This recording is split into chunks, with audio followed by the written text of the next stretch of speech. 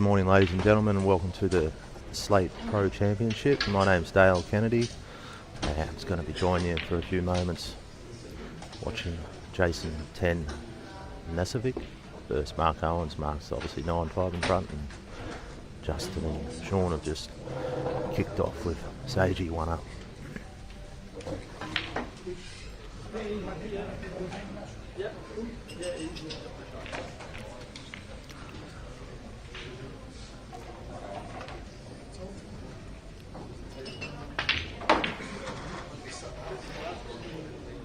It's hard to commentate on two tables, but just straight away I seem to be leaning towards the Sage-Sean match.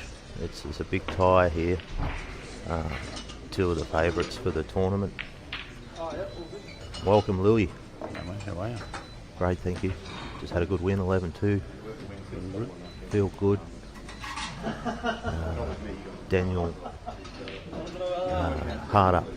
Yeah, not one of the top guys, but still felt pretty good on the table and played all right. It's a nice cutback there by Sajich. He's got that yellows on the left, doesn't he, Louis? What's he going to do with those? Yeah, that's the problem ones. I mean, the super aggressive shots to double yellow back in the middle now and get it out. That's super aggressive. Doesn't look like anything great to try and extract either. Help extract them either. Maybe the one below the black might have used to get the one in the middle out. He's looking at that now, isn't he? Still got that yellow though, down the bottom corner with the red covering it, so it's not going to sort that.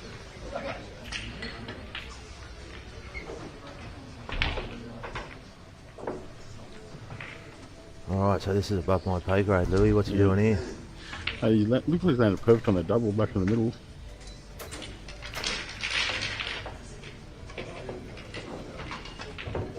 Looks like might have angled to try and extract maybe. Ooh. So I'm a couple of levels below Sajich, but He's got to find his plan B now. that's not quite what we were after this morning.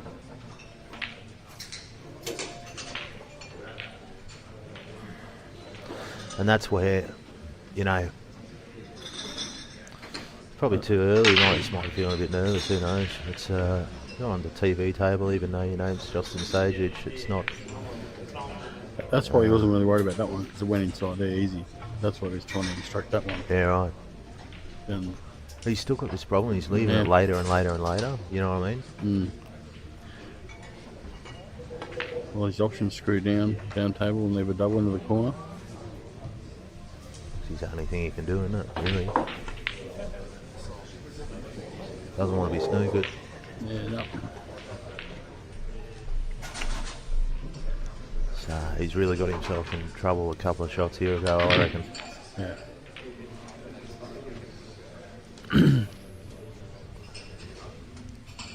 Should have taken that double back in the right hand middle earlier and got this one out that he's got left here now, and that's what happens when you just keep leaving it and leaving it. It gets harder and harder. So what's he going to do? He's trying to. I can only see it going in the corner, the right hand corner, or he might try and cover the left hand corner with a miracle shot. And there's nowhere to hide. He's just going to have to. I don't even think he's got the angle to maybe go up, and he's going to go up and down, try and play the turnover maybe. Yep, knock the red in. Alright. I mean, that was a good effort. Yeah. It's tied up the black a little. Tied up the black and that red. Imagine Sean puts him in a bit of trouble here somewhere.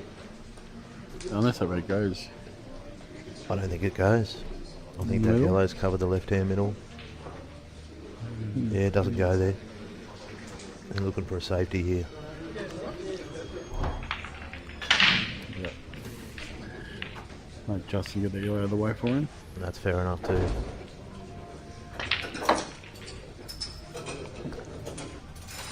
So I got smashed 11-4 by Sean yesterday, and he's a terrific young fella. He's got a great attitude, and he plays the game like a true, like almost like I'm playing a 35-year-old pro or something, you know. And his balance is what impressed me. He knows, it's like he knows when to go, he knows when to play safe, and yeah, he's got a real good balance, Sean.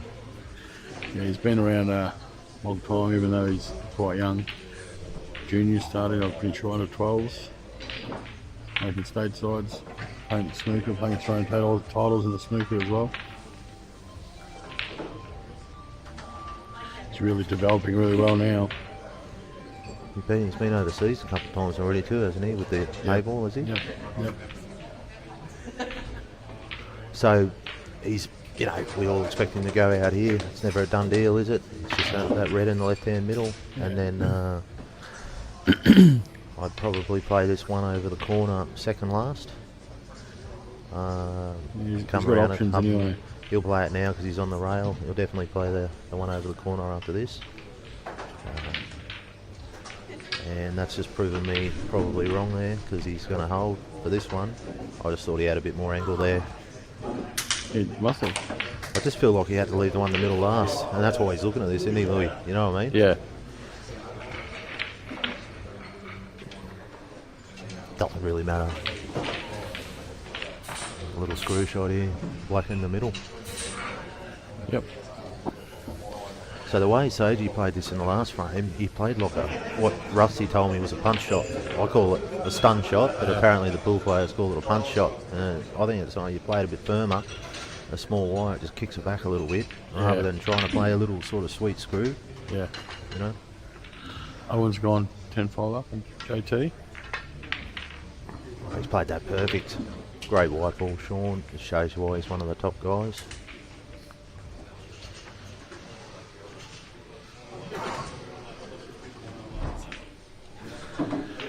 Yeah, with that little clearance. Didn't really play it the same way as Sajich, did he? He just played it with a little bit of screw, so it just goes to show there's different ways of doing things. But yeah, 1-1. That'll, as you say, Louis, that'll clean out a few little nerves. You know, it doesn't matter how good you are, you've got to get one on the board, don't you, mate? Owen's on the hill against JT. Mark Owens, one of the top guys down here in Victoria. Got a beautiful correction, I think, Mark.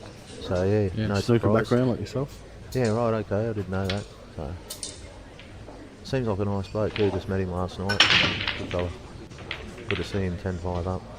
What a break from Justin. Don't know Jason, but I know he was in a tight match yesterday with a good player. Who was that? Do you remember, Louis? Give some real top player a good run yesterday. I can't remember. A nice spread here on Jason's table with this break. I imagine yellows are the balls on that side with those three awkward ones up the rail there. He's absolutely hammered them, Sajich, and I don't think he's had any love. Dry. I don't know, I'm thinking red straight away here, Lou. Maybe play that red next to the black straight into that one down the corner. Leave this one to last, down this left-hand corner. Then I don't know after that. Just gives you a little bit of insurance if you leave this red down here, you know? Yeah. You've still got that one on the rail up the top left there. You can land on a nice by dropping that one in the middle, so you can get right behind that one on up the rail.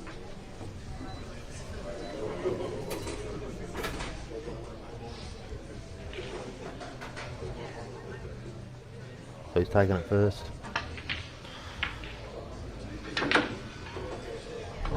Now I'm really interested to see what he's doing here. Because this kid, one of the reasons he beats me 11-4 is because he doesn't think like me, and it's a beautiful thing. So it looks like you'll drop this one in the middle, then take the rail up the top. No, it's harder than it looks, this one in the middle. He's got to play this side. He's got to play it perfect. A little drag shot here. Maybe a bit of check. I don't know if he put check on it. See, that was tight. Oh, it's didn't it? Yeah, it was tighter than it looked, didn't it? So, I don't like this. You know, he's got trouble on the left with both those reds. And And that's why I kind of wanted to leave the red down here for insurance straight up. Play that red beside the black as a plant onto the right one in the right hand corner. Yeah, But, I know that they look at those balls over the whole side differently now with the turnover. Like, was it really insurance with that turnover? Like, you know, that yellow that's down right, Louis, yeah. That's exactly right. He would have just, Sajich would have just knocked that yellow straight onto it. there. Yeah, all played good, shot off the yellow down the bottom there and left him in the jaws. Yeah, that's and right. That's not much. That's exactly right. And that's my learning curve there, for sure, mate. You know, like I can really see that now. It's been a straight turnover. So, does that yellow up the bolt cushion go behind that red as his first shot? He's not going to play it. Definitely would go into that left-hand corner. Yeah, looks like it goes in that five and that. Always missed. So, I don't know what it looks like on telly to the viewers, but these 4 brand new, what are they called again? Tables? All-Star? All-Star tables there. They've had the cloths on for about a month now, and for me, I've had a few matches on them now, and they are the best pool table I've ever played on, no doubt. Absolutely no doubt. But they're a bit tight, aren't they, really? Yeah. Yeah, I think table 2, which Owens and JT are on, is a new top they dropped on yesterday. So that's brand new cloth. Right. For this weekend, so it'll be slightly different to the other Quite three. slidey. That's this one. Yeah, that one. This one, yeah. yeah. Jason and Mark. So you can see the fingerprints in it a lot more, can't you? You can see the wear marks on the triangle spot on table 1, which is Sean and Justin. When he steps the other way, you'll see some wear marks there. You can't see them; they're not there on that table. So Sean looks to me like is he going to roll the dice here, Louis? Yeah, having a crack. He's kind of got to now, doesn't he? Yeah. Tricky How to does he land get on on that. the- Yeah, yeah. it's a tricky one to land on there. How do you get on that? Sean's about to show us. Yeah, I think so. Yeah, this has got to be a little masterclass if he goes out here. Oh, And it's now a little bit awkward there. that's looking like he's going to play this red in the left-hand corner. The white might come down and cannon into this yellow here on the right side, and then well, God knows after that. He's going to almost. Oh yeah, we'll see. No, he can't do that. He needs to play this red into the right-hand corner. This red next to the black. Although And if so he can get land on out it, there. if he can land on in the left middle, he might be just fairly straight. He could run through to get on the other one down the rail. Oh, So it's actually exactly what I said there. He's tried to get the white back almost somewhere around where it is, obviously a bit easier, and he's going to play the red into the right side here, Louis. maybe he was trying a bit of Jack Wazowski snooker off the jaw positioning. Yeah, I didn't think of that. He's had a pretty lean time since he won that big comp over there, hasn't he, Jack Wazowski? Yeah, Justin would be stoked to be back in here. I wish Sean did that against me yesterday. They never looked like doing anything like that.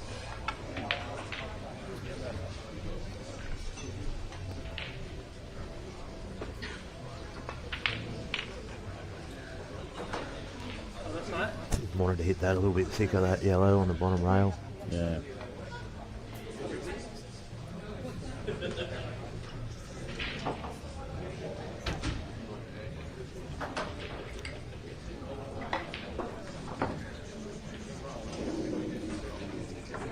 Yeah, thanks, Tony. I'm just here keeping. Oh,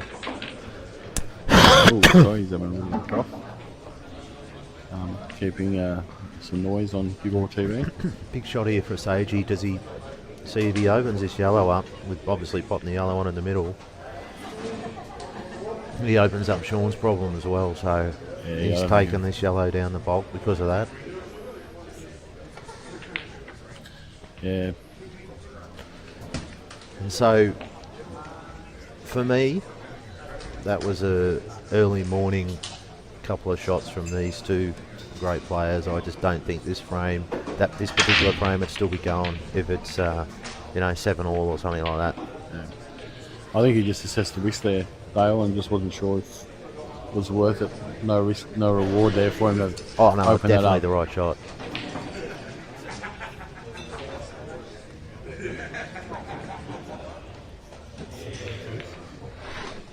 Don't think he wanted to pop that. No. So now, what does he do here, Louis? I think he's hoping it's touching, and it's not. So He ties up these two yellows with his red. He's obviously not going to move it out of there. That's the only thing stopping him from losing the frame. Just red in there. yeah. Yep. Not great. Sajich's popped this in the middle. Yellow back in this left-hand corner. Open him up. Yeah, he's got some options now. But yeah, he's got this yellow down here he's looking at, and then none of that actually takes care of that. So just keep tying him up, Louis. Early in the match, don't need to do anything stupid.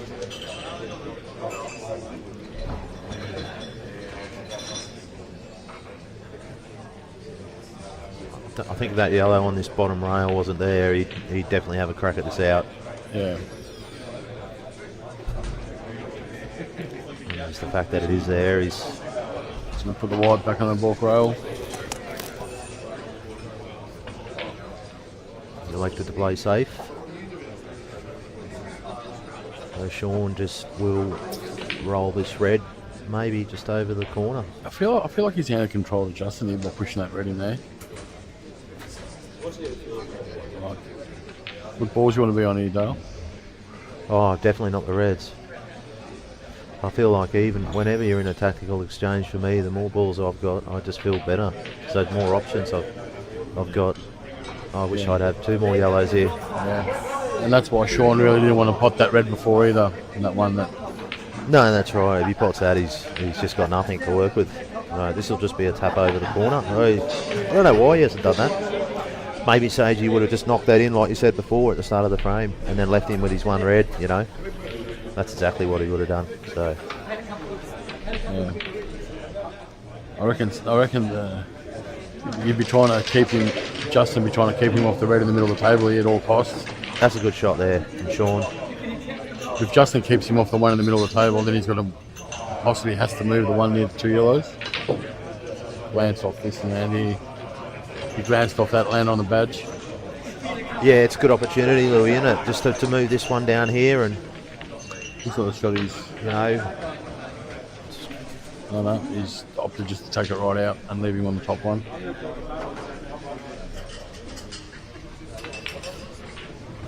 So now, Sajich's getting himself ready to go out there with that shot. One wrong move now from Sean, and Now on table 2, Jason's won that frame, so he's still in the match. Jason hanging in there. I love a comeback. We all love a comeback in Australia. Come on, Jason. Bring it back to 10 all. Oh, Sorry to all you Mark Owen supporters out there. We love Mark as well, but I just love a 10 all. Jakey last night against that young, impressive player, Daniel, what was his name? Daniel Porter. If anyone missed that match, do yourself a favour and go watch the end of that match on YouTube. And that was a beauty, wasn't it, Louis? Yep. What'd you think of that, Louis? Did you see it? Mate, yeah, I think, I watched it right to the end, yeah. Daniel was in front all the way there in those last 2 frames, really had some chances. Just he was trying to play with a bit of confidence to try and finish the match, which what sort of led to him just having the white fall out of position a little bit too far and left Jake on the ball. There was probably an opportunity there to play it with a shot to nothing. His last shot there, that third last ball.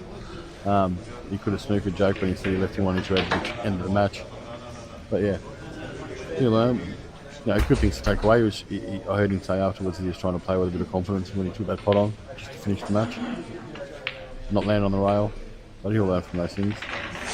Yep, he's a classy player and a classy young fella, Daniel, from what I've seen and heard.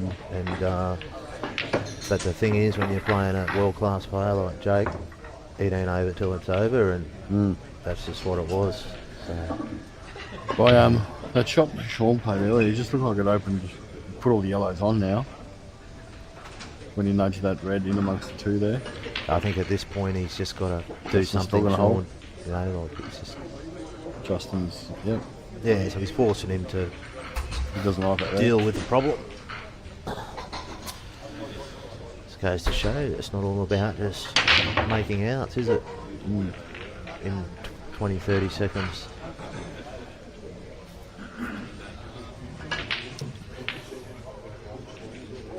What is he doing here, Louis? He's going to knock that yellow in the middle, is he? Yeah, he doesn't. Well, off the red, obviously. I've got no idea what he's looking at here. He wants to leave. I know he wants to leave Sage's problem on the left on the rail, so he doesn't really want to move Sage's yellow off the rail.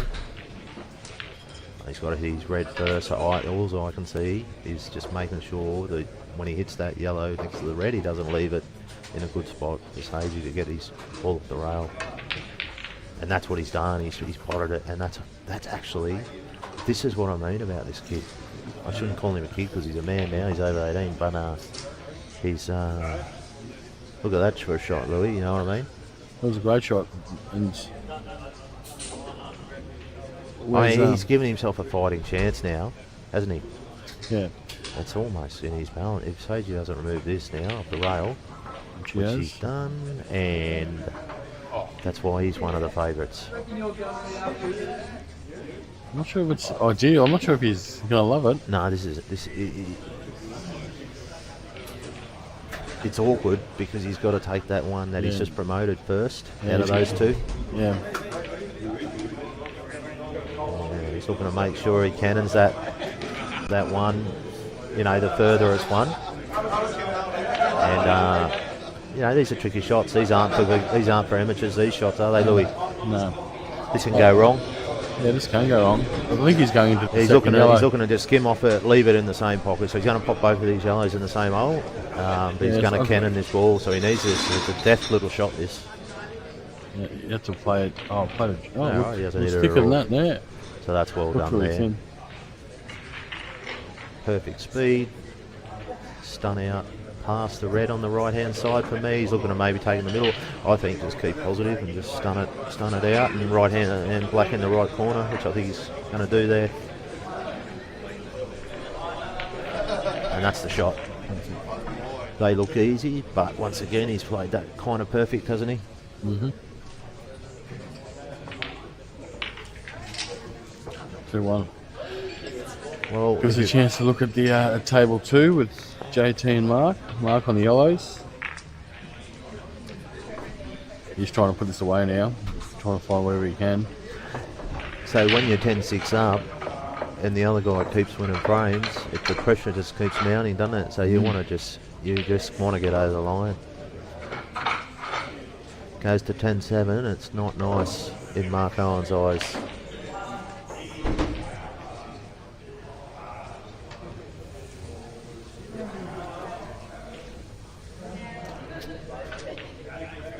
Geez, these reds are tough for JT. He wants that one on the right there, on the right hand rail. He's looking at. He really wants that to knock the yellow out. He wants to leave that, doesn't he? Huge break from Sean. Yep, I've seen that a few times yesterday, and I'll tell you what he did.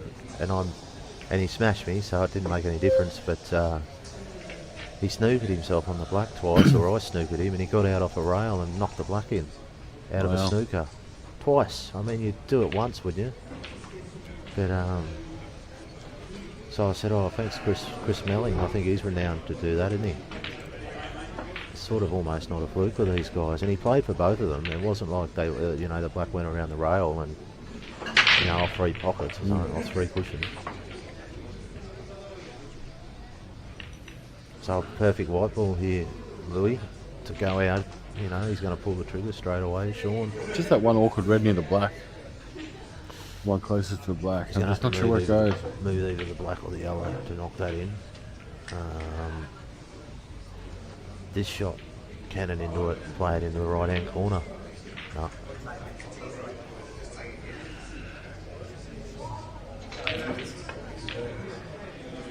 Moved it now. Beautiful. Now, He's- I no, didn't he's on see top. that. I did not see that. And that's an absolute stunning shot. To get this red out of the way in the right hand middle now. On the right, the furthest one on the right.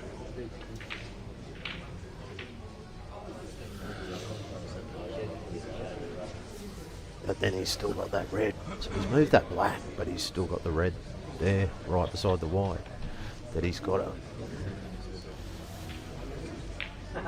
That's the ball here.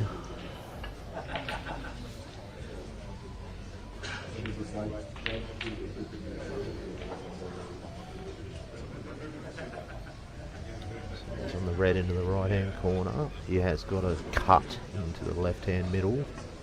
If he was to choose to do so, he'll be taking the one over the right hand corner here. And it's going to have to be another really well controlled white ball. He'll be looking to cannon that yellow left of the black, possibly, or maybe. Yeah, this is awkward here. He's got it. That's, to me, that's the shot. But we'll see. And that's what he's played. And is the red on and into the left-hand middle, Louis? Dan, is that red on into the left-hand middle? It is. I don't think. Is he on the one I on the think right it middle? is. I don't know if that's on. I don't think you can see that. And then he can't get onto that red anyway, so he's got to play this red into the left-hand middle.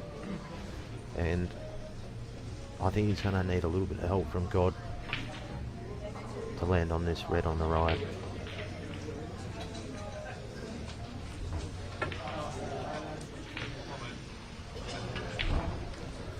And that is that.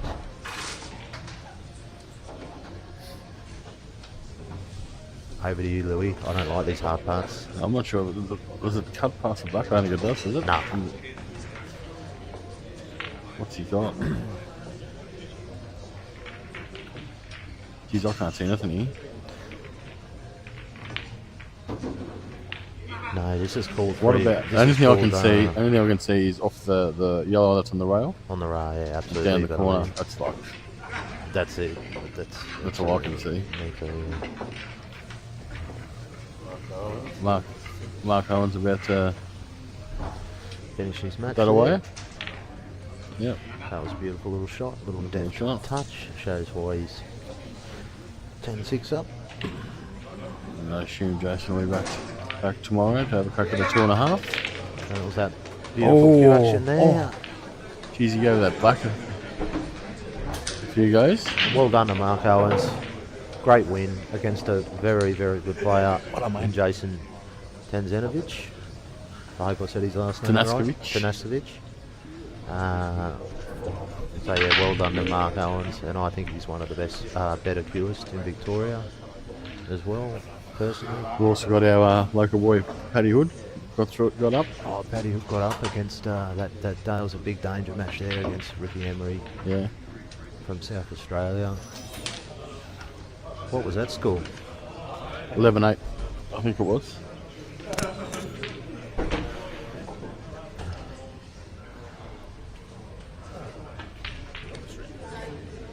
Well, he got smashed by Sajich yesterday, Paddy, so that'll do his confidence the world of good. Beating a class player like Ricky Emery put him out of the tournament, I think. So. Yeah, good players everywhere you look, isn't there?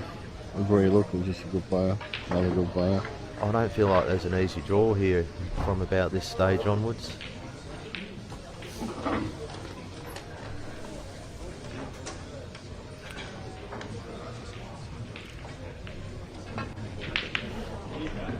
That is a great shot from Sean. It's about the best he could have done there. I imagine he's going to be, if he can bounce off this yellow and pop that red, play the turnover, and leave him off the black. That's what he'd be looking for. I'm just not sure how deep that red's in there.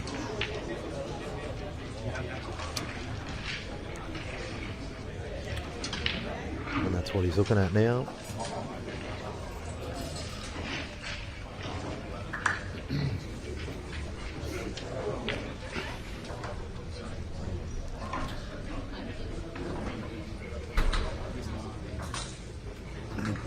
Didn't like it. Sajich getting his problem ball out, the shot early, and then he'll do it on the next shot. Louis, what you just said Yeah, there. well, Sean's got to get in there now, though. I'm not sure if it's going to be an easy in Well, his he's next going to have shot. to hit this quite hard, I reckon. He's going to hit this hard and see what happens. Be interesting to see how hard he hits this one, Louis. You know, like he doesn't just hit it. Dan's going to get a drink. You might need Dan back for the slow-mo for you. There'll be some level of hardness on this shot from Sean that only he knows how he's going to somehow flop on the black after he knocks the red in.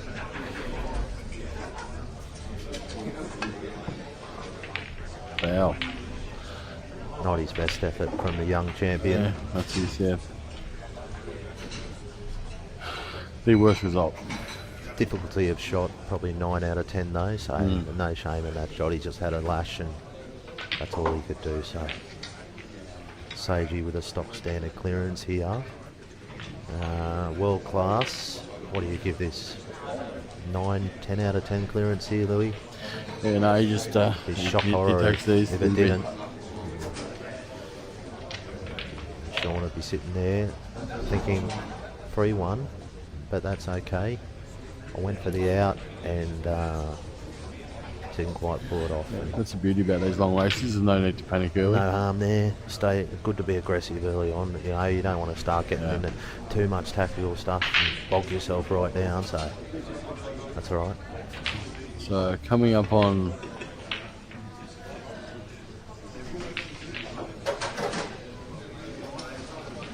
another heavyweight match coming up on table 2. Jake McCartney and Ron Kelly. So the word around town is after Jake getting through in a match like that, a miracle where only probably Jake would have pulled it off. The cuffs are going to be off and he's going to feel like he's got sort of a throw the cue at a few in this one against Ron. Yeah. And early reports about Ron is that he's hitting a pretty good ball. Well, he's destroyed his first couple of opponents, hasn't he? Yeah. So, Absolute cracking match. and Who you got in that one, Louis? What's the score and who's winning? mate, it's that tough to predict. I think if Jake gets going after letting the shackles off after that tight one, the winner could possibly come from that match, is what I think. Okay, I love it. I love it. We called for a prediction. We got one. I better make one. I'll go with the local lad, Jake, in a 11-10 match. 11-10 match. And because I'm just that impressed with Ron, we'll just go another 11-10 to Jake. And Geez, another big match on table 4. Andy Barnett and Robbo. Barnett and Robbo, so I think they've got pretty similar styles. I feel like two of the better tactical players in the comp, aren't they? Yep. And then the showdown of WA over there. I think they're both from WA. Quinn Kapler and Luke Ainsley. I can't pick a winner there, can you, Louis? No. So she's tightening up here at the Slate Elite Pool Centre. So yeah, what else do you expect for round 3 on the winner side, I guess? Who else have we got? I know that was a nice break there. Still, he's got a yellow on the right-hand rail next to the middle. That's a problem. With the reds, the red up on the bolt cushions a problem. What do you go here, Louis? I'm thinking yellows off the top of me. Yeah, I think you'll go yellow.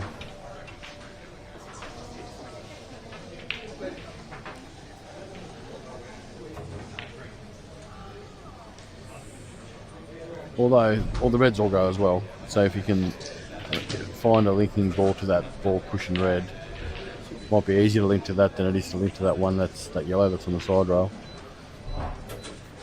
It's feel like he's got a couple of balls there he can use to get sort of move that one next to the middle on the rail. So he's electing to go with yellows for that reason. And really important.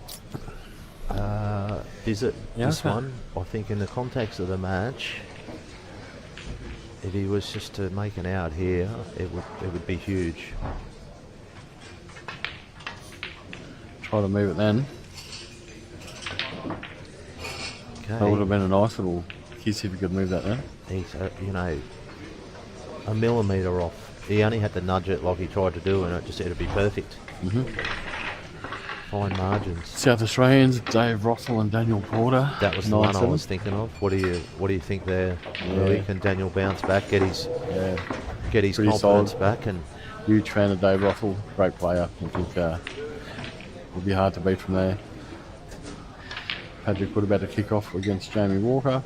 he's from South Australia, isn't he, Dave Roppel? Yep. Yeah. So I tell you what, mate. If Daniel can play anything like he played last night, can he get it off the rail here, off the shallow? Looks great. Yeah. Oh, come on. That's okay. He's just gotta, as long as he hasn't got too much angle, he can hold. Plenty of left-hand side there. And I'm sure he's happy just to see it float out a little bit off that cushion. It wasn't looking good for a little sec, so he just needs to stun this back. Jack Green. He's got to jack up here and use heaps of right-hand side on this wire. I mean, this is missable. Jack Green's on the hill. Jack Green's on the hill against Josh Gulski. Yeah. I've got to play the winner of that, so it's looking like a Kennedy-Jack Green matchup, which I'll be absolutely salivating for.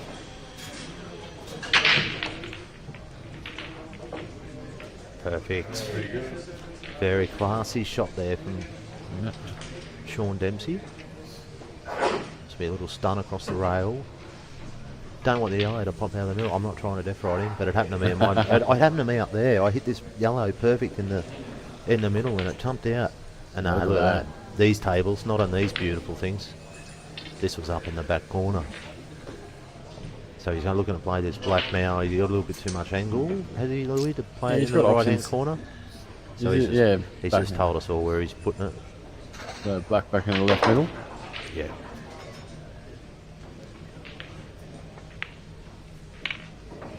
Perfect. It rattled, but it never looked like missing. It's not where he put his hand, but it's probably better than where he put his hand. It's 2 inches away. How good do you want it, Louis? Better than where he put it. It's better than where he put it. He might have changed his mind after he put it there. And that is a huge, huge clearance for me early on. And it shows why he's one of the favourites. Don't want to go 4-1 down, do you, Louis? Nah, he's big scoreboard train there. Comes in a break.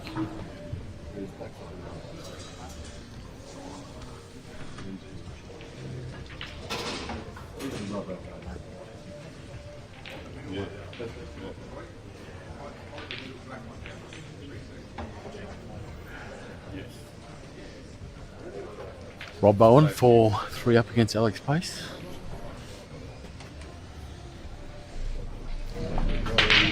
Bowen with a great win there against Rusty in the first round yesterday. Yeah, and then was beaten by... Who beat Bowen yesterday? Rusty's still in it. I think he beat Alec Everardis this morning. So... pretty convincingly, I think. 11-2, was it? So that was a little bit unexpected. I think most people thought that would be a little bit closer. Robbo and Andy Barnett 1-1. So Robbo and Andy Barnett's an 11-10 for me too, Louis. I'm going 11-10s all over. I'm getting a bit silly with them. But what do you think? You think these long races would have some bigger gaps, wouldn't you? To have some matches come down to a single framer at the end. It's madness, isn't it? Yeah. So yellows look the ball here, and most people would be thinking 4-2 to Sajich. with a bit of work in between. So just mapping it out now, working out where he wants that yellow right in the middle of the bowl area, closest to his hand there. He's got to work out where he's putting that. So it looks like it's going to go into this left-hand middle in a few shots from now. He's really sport for options here, looks like, so which makes it so hard to map it out when you've got so many options. So yeah, he's just decided, I think that yellow closest to him now, we're going back into this left-hand middle, the last shot out of these three. And then the next one after that will be the yellow next to the black spot. So where's he going now? To clear that yellow next to the black. Right. So the yellow right on the middle spot, the break spot. In the middle, left middle after this? So in the left middle after this, and then the yellow right next to the break spot. And then she's curtains. But this is the shot here. This is the... he'll have a plan B here anyway, but if he does flop on this yellow, which he looks to have a perfect angle, it's going across the line a little bit, so it needs perfect weight.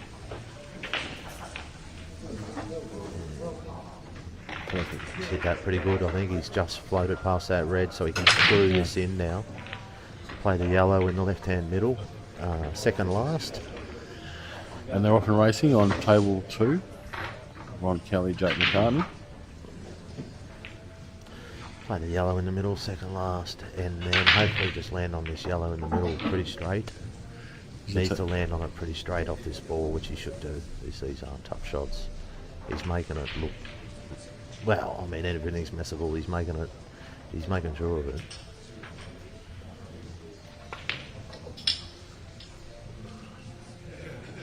Slightly awkward queuing here, but he should be okay.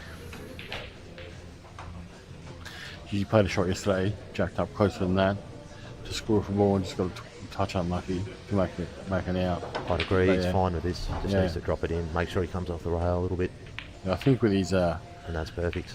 Chinese 8-ball and 9-ball background, jacking up on that every ball's not a problem because they're so used to jumping and potting balls from jumping. What would you Similar give his wide ball in this clearance, Louis, out of 10? I can't fault it. So No, 10. 10 yeah. out of 10. Maybe 9.5 for maybe landing awkward there, but no. Yes, we'll take 0.5 off him. You're in a harsh mood this morning, Louis. That's fine. Look at that, 4-2 beautiful out. up from Sage and showing why they're two of the pre-tournament favourites. Yeah. I just love how Sage can just go in between Q Sports, Chinese 8-ball, 9-ball, all of it. He's just Oh, it's ridiculous. such a pro. It's ridiculous. I've seen his video. He seems to change his table at home a bit. I'm not sure if it's whatever's coming up at the time that he's preparing himself for or what. But yeah. At this top level in Australia, you've got guys like that doing that, and that's what it's, it's pretty professional when you're changing tables around, coming up, or whatever's coming up. I might just get bored quickly, I don't know. Just I've never really spoken to him about it. He's But got a nice wife, I think, Sajich, apparently. She doesn't mind it as long as he keeps winning. yeah, I think he's also expecting a It's a child, massive I believe. break there. I think he's expecting his first, I think. Oh, is he? Yeah. So I get a bit excited by Sage's break there. 3 That yellows. was pretty big. That was Jeez. massive. And a red. Can we get a brand of break cue there for the juniors, Louis? Mate, we'll make sure we find out for them. That was like watching Sampras in his heyday at Wimbledon put one down the middle. So what's he go here? Yellows. It's an awkward. I know. I reckon yellow in his left-hand corner is my pick. It's just his first starter. There's no reason why he wouldn't go reds if he had an easy starter. He He's likes going to take reds. the one, yeah. All right.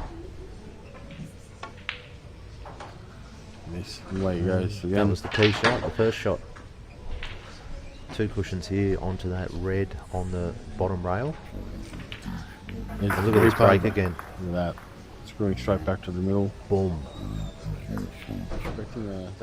That's like the ball said. Thanks, The Dan, for ball that said replay. we'd rather not be on this table because you're hitting that hard. Let's get out of here. I mean, that's the sort of break that could scare a man, Louis. 2 cushions, or 1 cushion, sorry. I forget the small white, he's done up. So, that's not what you want to see when you're Sean, and you're 4-2 down. Yeah, Sajich with his break cue. yeah. So, assuming it all goes to plan here, it'll be It must go 5-2. past easily, past the other red. Oh yeah, easy. My mother could fit through that gap.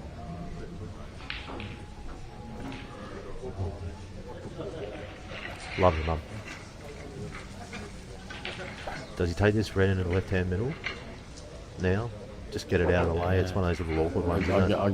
Again, he's good enough to land on the black from any of these 3 balls, so just Take the red into he'll the other just- right-hand centre just now. be keeping it the most simple as he can. Or with a small white, do you just take the red into the left-hand corner, the right-hand corner? It'll kind of just float up the table for that red, won't it? The problem is then if he doesn't get straight enough on that red, there's no real problems, but we're just looking at the Yeah, I think that was it was a bit thin on that one at the top. That's why. 99% way as the opposed to the 92% way. Yeah, his line just finds this black straight behind it.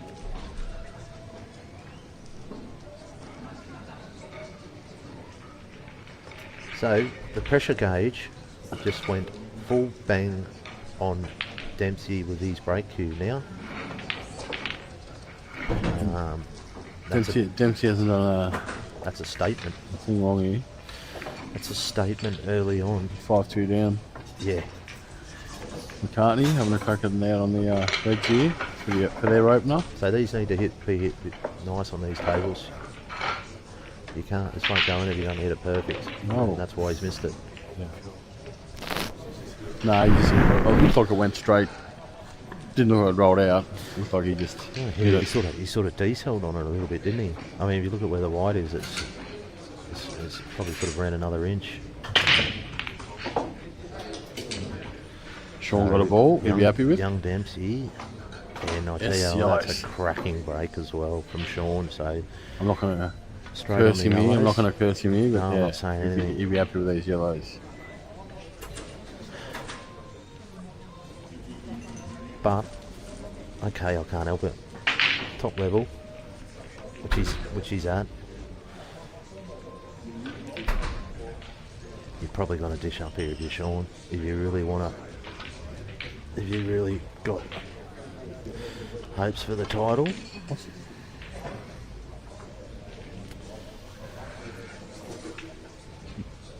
I'm not muting him.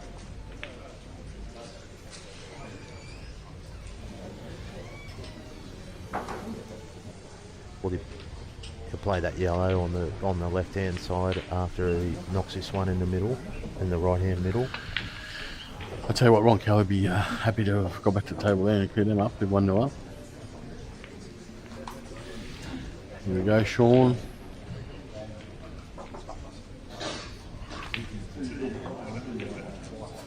Navigating these nicely. So when does he take that yellow on the left hand side, second last? So looking to knock this one in the middle, take the the yellow on the same cushion next. And then he'll work his way over this side. Yeah, I think he'll screw back middle of the table So here, Willie. he's a bit straight there. You screw straight back to the blue spottish and then have either one. That's not ideal, that. He's looking. He wanted a little bit more, a tiny bit more angle there. Yep. Now, beautiful touch there from Sean on that shot. I think he might just have a nice angle here. The white should just push across a bit, just an inch or two.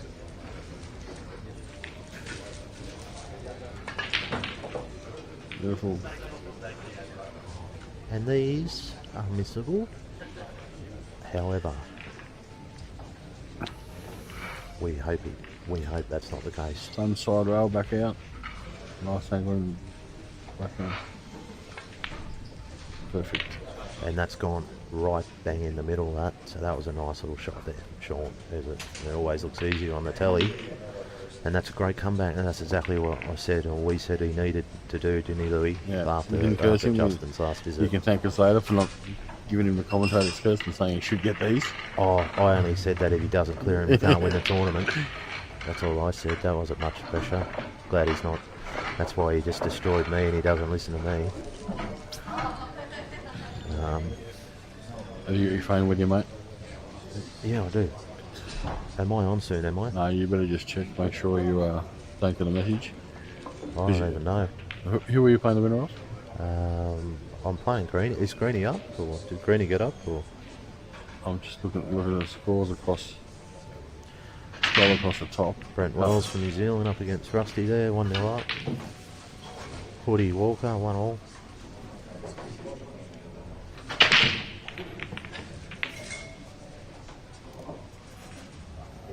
Sage, he's gone in off. He's scratched in the corner. Still showing 10-9 for Greeny. Isn't a cardinal sin going in the corner pocket in off as opposed to the middle, but still not what Sajich would have wanted there. So yellow took the ball, Louis.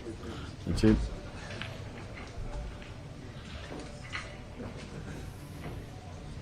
Looking to get rid of his problem straight away there with the yellow into this right hand centre. We'll stun straight into that cushion, so we'll probably just screw off that left hand rail and back out for probably yellow back into the right hand corner, I'd say, which should or maybe this, yeah, probably that.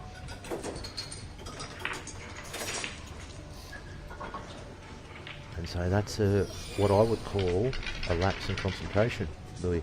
He's just had a brief little lapse there. He doesn't miss those, Sean. Yeah, Justin will be stoked to be back at the table here. It's the first mistake in about 40 minutes from one of these fellas. Yeah, that's right. And so if Sajich makes him pay for it, then he gets the yellows now, doesn't he, too? Mm-hmm. So there's no reason why he won't, and that's will sting Sean badly. But Sajich knows that in his mind now. He goes, you know what? I've got to make him pay for that. And if he can, Sean will be in a real bad spot.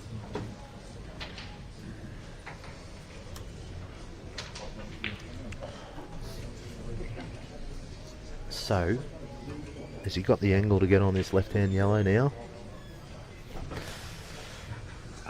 And does he leave this yellow next to the black till last? If it's too thin, you'd hope you can just miss that red on the side rail, hit the middle of that cushion and drift of down. Yeah. And you can be either on the one in the bottom right, or the one in the back to the middle. Plan A and Plan B is good here. Yeah, so he's on either. So he's played that perfect speed. Well, yeah, perfect speed. Just drop this one into the middle now. Left-hand middle. He play this one on the left, on the yellow on the left next, and or he can play this yellow next to the black now and screw back sort of somewhere where he is.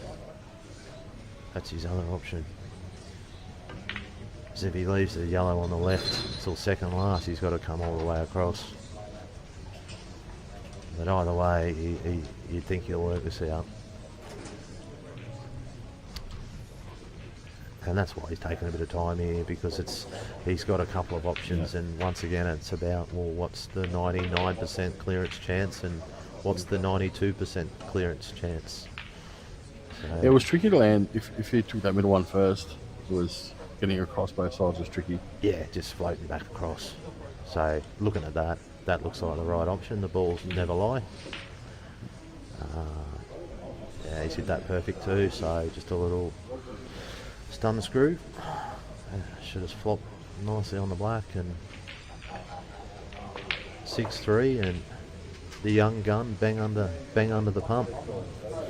Yeah, it's all right. Get out of your mind and away you go in the next. So mistakes hurt more when your opponent does that to you. I'm here to tell everyone it's the truth. And Sean wouldn't have expected anything less though when he's. Yeah, no, he knew what he was up for. And if there's one thing that I've got to give this kid a rap at, other than his all-round game spot on, his temperament's pretty good, Louis. Yeah, mate. You know, you just let that go, mate.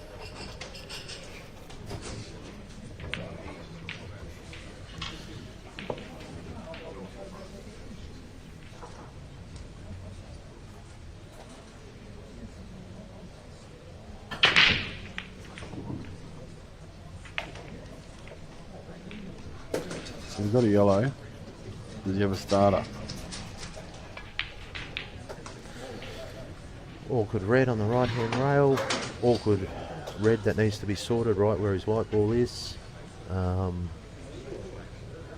Yellows of the ball, maybe. Yellow's getting blocked by the red in the right hand corner. I'm thinking reds. For some reason I'm thinking reds. Louis? Yeah, well, he's got a starter on reds. I can't see a clear starter on yellow, so. Can't see a star yellow, so obviously it's reds. And so it'll be that red over the right hand corner. And you won't want to give up the table after the way Justin's hit them, so. If he can see it all right, he might need a bit of left hand side on this one. Just to swerve around that yellow. Deft shot against the nap. You've really got to, otherwise the white will start reversing. So for those at home, if you're using left hand side here on the white, you need to hit it a bit firmer, because if you hit it too slow, the white will actually start to go back the other way. It'll start to go right against the nap. So, not sure what he's looking at. Must be waiting for the other waiting table. For Luke. Luke's just at the table at the minute. So left hand side on the white, wants to, you know, cue it nice. Play the red into the left hand middle after that, and might look at a double on this red on the right hand side a bit later on down the track. So you can see that clear, so I banged on it outside for 5 minutes for no reason.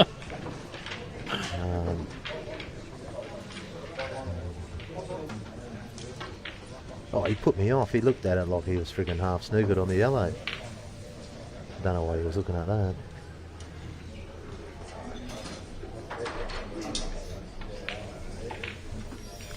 So he's going to play this double on the right hand, the red on the right hand side.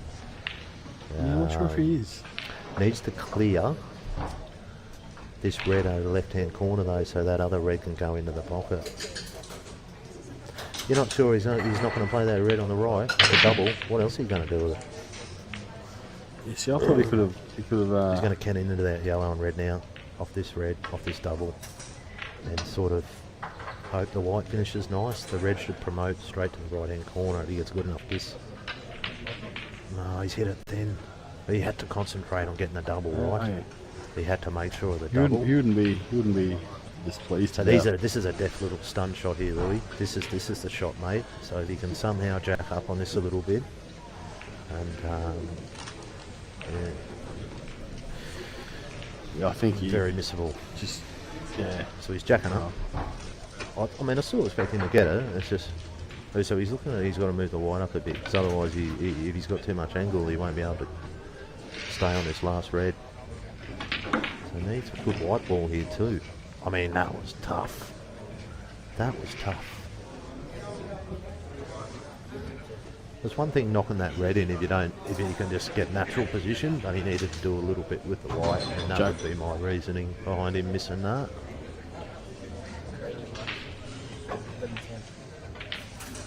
$11.10, Greenies won, so they've worn themselves out for me. Thanks, guys. Appreciate yous. He's an absolute gun, Greenie, and if I'm being honest, I don't expect to beat him, but I'll just hit the ball as well as I can, and we'll see what happens. I won't say anything because I don't want to give you the commentator's curse, because we saw you at the other comp the other weekend, and we've seen you here, so we won't say anything. Oh, say whatever you want. I've worked out, and none of it makes any difference to me. Wasn't it? No. I was going to say you're hitting a pretty good ball, looking strong. Ah, thanks, mate. Yeah. And what did Joel Younger say on Thursday night? Why didn't he buy you in the Calcutta or something? Was something along those lines? Oh, he's teeing me right up there. I can tell you actually on the Joel, you remind me the way he played last night was a flashback to the old the Joel Younger from I don't know how long ago, but it's the best I've seen him play in years. So I just hope my old mate keeps up that form for the weekend, and I'll tell you what, he's going to take some stopping, Joel. What was it, 11-4 against Greenie? Yeah. Just the way he finished off the match, they weren't easy outs. He wasn't mucking around like he normally does, Joel. Like, he just wasn't standing there scratching his head and all that fucking crap. Excuse me. We're great mates, me and Joel, so I'm allowed to comment. But yeah, he played with a lot of intent. He was playing fast. It was such a beautiful thing. He reminded me he's actually a good player.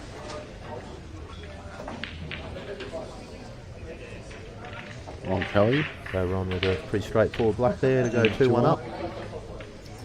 Yeah, I've been watching Joel as well for the last, I won't say how long, because it'll show how old we are. 45 years. No, we're not that old. Louis and Joel have been great mates forever, so he's always comments on how, you give him a help out around here, Louis, so he's always grateful for that. Just what impresses me is his demeanour around the table. Just, you can't tell if he's missed a ball or made a ball. You can't tell if he's won a tournament or lost a tournament. I heard over the grapevine this morning that $1,000 fell out of his pocket. He don't know where it went. And I'm not even joking. And Trenny goes to me, Joel lost $1,000 out of his pocket in between the cafe and Slate. And I looked at Joel, and he didn't look like he'd lost $1,000. And I couldn't tell whether he was 1,000 down. I thought, do you get that from your pool game? I was too scared to ask. I still haven't asked. I don't know if he got it back. Did he? He found it. Wow. See, that's his bad memory again. He's been talking about that. Oh, he left it. So he's got it back. We've got a great result. I'm staying with him. I didn't want him. That would have hurt him. And if you had dropped the bit in the cafe, he wouldn't have been lasting long. Would have been picked up with some of the traffic that gets around here. It's been a bit quieter this weekend, that traffic you're talking about. I dropped $20 the other night walking in, because I just grabbed $20 out of the car to play in the comp. Nice shot there from Sajich. Whack into the left-hand middle there. I got to the counter, realised it wasn't in there, walked to the door. By the time I got back to the door, the traffic had picked it up. Yeah, I just let them go. No. They needed more than me. Sajich, inside the doors of Slate, we'd like to think you'd get your $20 back, but outside the doors of Slate, you might be struggling. You should be happy that you got his 1,000 back. 7-3, Justin.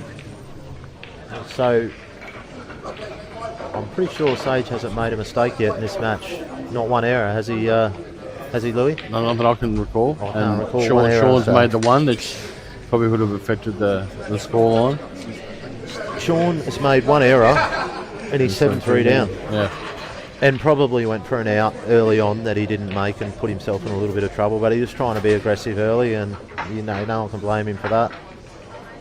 Don't know if really that's an error as such. It wasn't a missed ball or anything.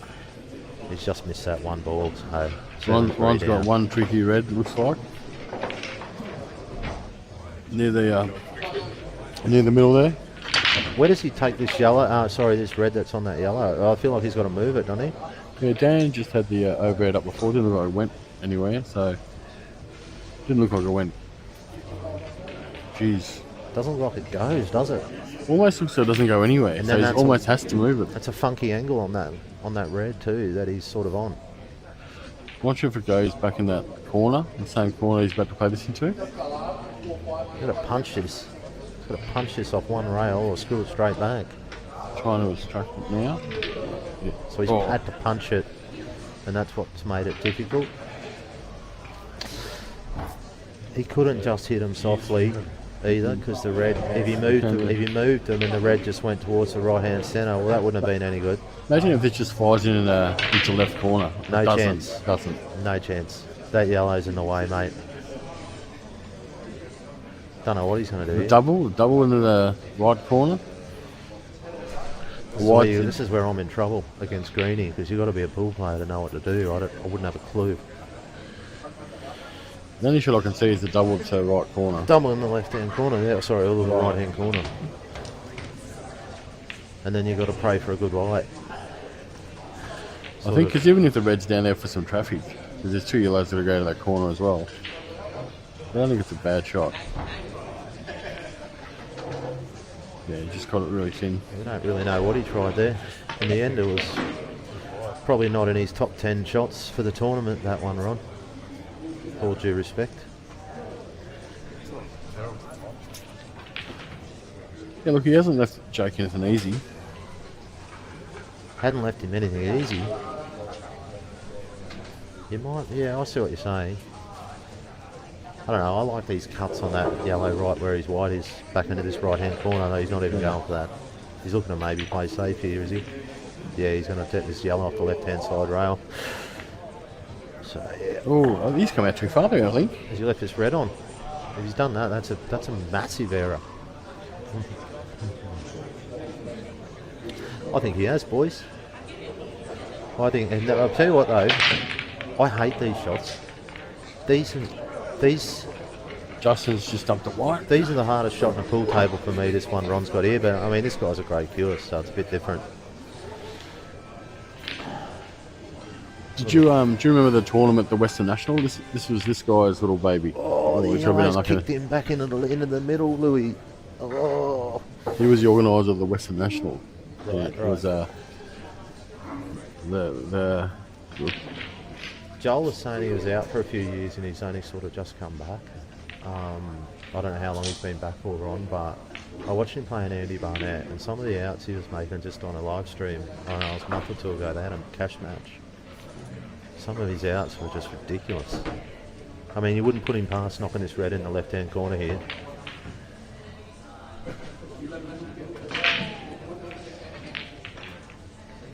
Oh, he's had a result. Is that a result? That's just made that awkward.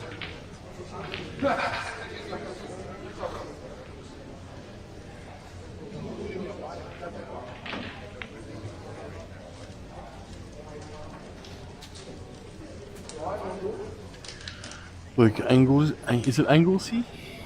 Ainsley? Anglesey, I think. 4-1 up. The Western Australian singles champion, Luke Anglesey.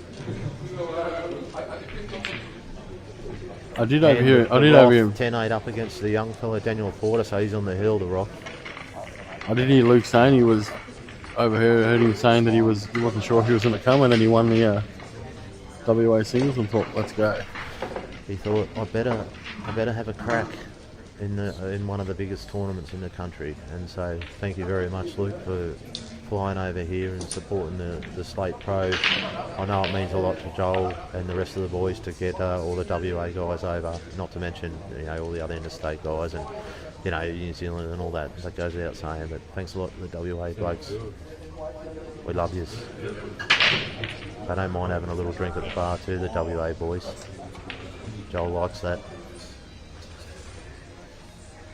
I wonder if Clint forgot where he was coming to Victoria. He's in the shorts. Clint Kapler. Well, that is a very WA thing, isn't it, from Clint there? I don't know the bloke, but I do love the shorts. I love the tats. He's got very good taste, Clint, but I don't know about walking outside into this. Sean will be ecstatic about being back at the table here. Hey? I said Sean will be ecstatic about being back at the table here. And he must clear these 3 reds. I've got Eki firing up in the background there. Yeah, he's talking very loudly, putting us all off. Yeah. He's had a few too many dim sims this morning.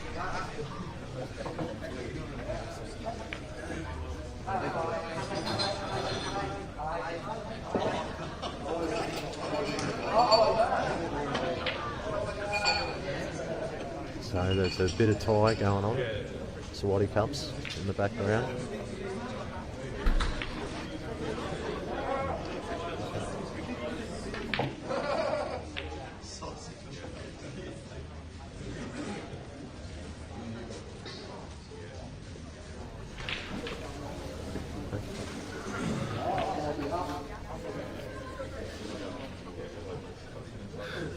Eki still managing to shout with a mouthful of Dempsey. Shot from Great Sean. fella, Ricky. So that's all right. Is this black on in the right-hand corner? It must be. Must He wouldn't be. have played it, would he? So hanging in there, Sean. 7-4. Great stuff from the young Melbourne champion cubist. One of the favourites here for this tournament. Holding strong against Justin Sajich. 7-4, massive frame, Louis. Huge. His mum and dad would be no doubt watching at home. His mum would be nervous, I reckon. Well, I mean, I think parents get more nervous than what the players, than what Sean would be. I know that, but the one thing I know from watching Sean and getting smashed by him twice, his temperament's an absolute. You can't teach it. You can't train for it. I feel like you've either got it or Oh, you got a don't. ball? You got a ball? And he's definitely got a great temperament, this kid. So 7-4 won't mean too much to Sean as long as he knows. Like, he knows he's only made one mistake, mate. You know what I mean? Yeah, it's not like he knows he hasn't played poorly. So strange things can happen if you just hang in there, can't they? Louis? That's it.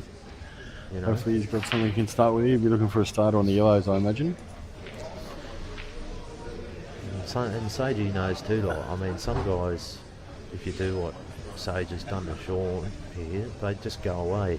And then as long as Sean just doesn't go away and just stays tough, you might draw a mistake out of Sajich, sort of down the line a little bit. It's a great shot. He's made up for that one he missed in the middle, but Yeah. earlier on it just shows that What a shot from Ron. He is very good in the middle still. Is that black's on? I wonder if that black's on in the middll. I can't tell. Is that black one in the right hand middle? I'm just looking at it very closely. I'll tell you what, it's tough. It's 10 out of 10 difficulty if it's not. If he's got to play it into the corner, it's an absolute Yeah, he's about to 10 look out at of it. 10 difficulty shot. Yeah, I'm just looking at the table, and he's The now problem going is to look at it. there's an old thing called the nap there, Louis, and if it's just on, you can't. You got to hit it firm, don't you? You know, he's taking it up in the corner. So Was he? massive shot here. Really tough shot for Ron here.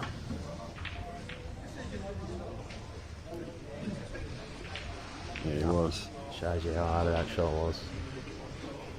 Hasn't even gone close in the end there, which is Great shot. made up for that one. He missed. No, Look at this shot. shows that he. Great shot. Shot from Ron. Yeah.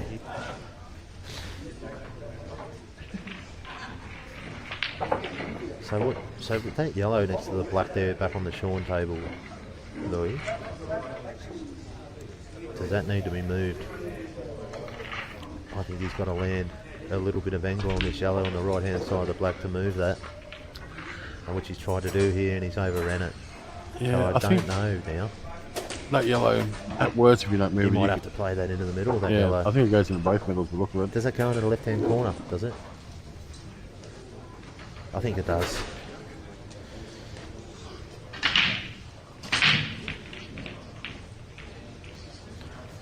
So I reckon he wants to follow this yellow in. He wants to pop both these yellows off this shot, Louis, or not? Not if you think it goes Well, yeah. So he's Yeah. played for that. into the middle. So good call there from myself, thank you. And, well, it wouldn't have mattered even if it didn't. He could have just played it now. So the way he's played that white ball.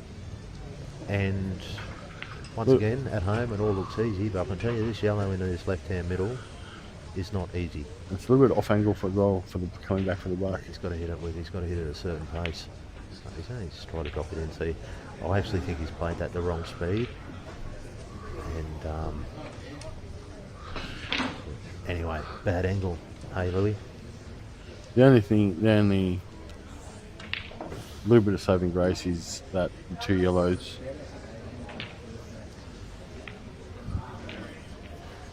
So Right unfortunate, sort of bad angle there for Sean, and that's kind of why he's sort of done that. And so,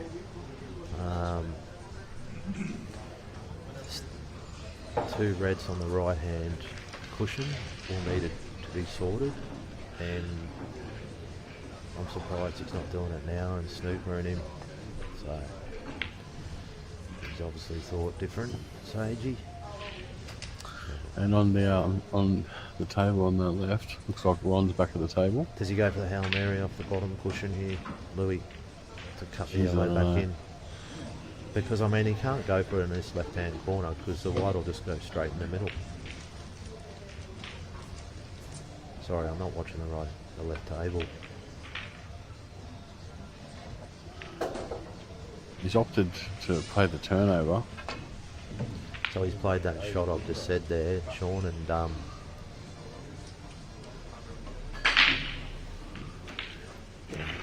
Justin will have a chance now to sort of a develop 1 in his. 20 shot there for Sean. He's had a crack at it. So. Justin has a chance to develop these two awkward ones. Whether he, This isn't straightforward for Jake, is it? So I'll snip this into the right-hand side. This yellow over the left-hand middle. And, yeah, it's thin. no, not. But then the white's really running, you know. Can he just drop that yellow into the right-hand middle, Louis? Just You know what I mean? If he misses it, he might just snooker it as long as he hits yeah, the far it's jaw. not You know a what I bad mean? shot. As long as he hits the far jaw. Yeah, I don't think he likes it. No, don't like it.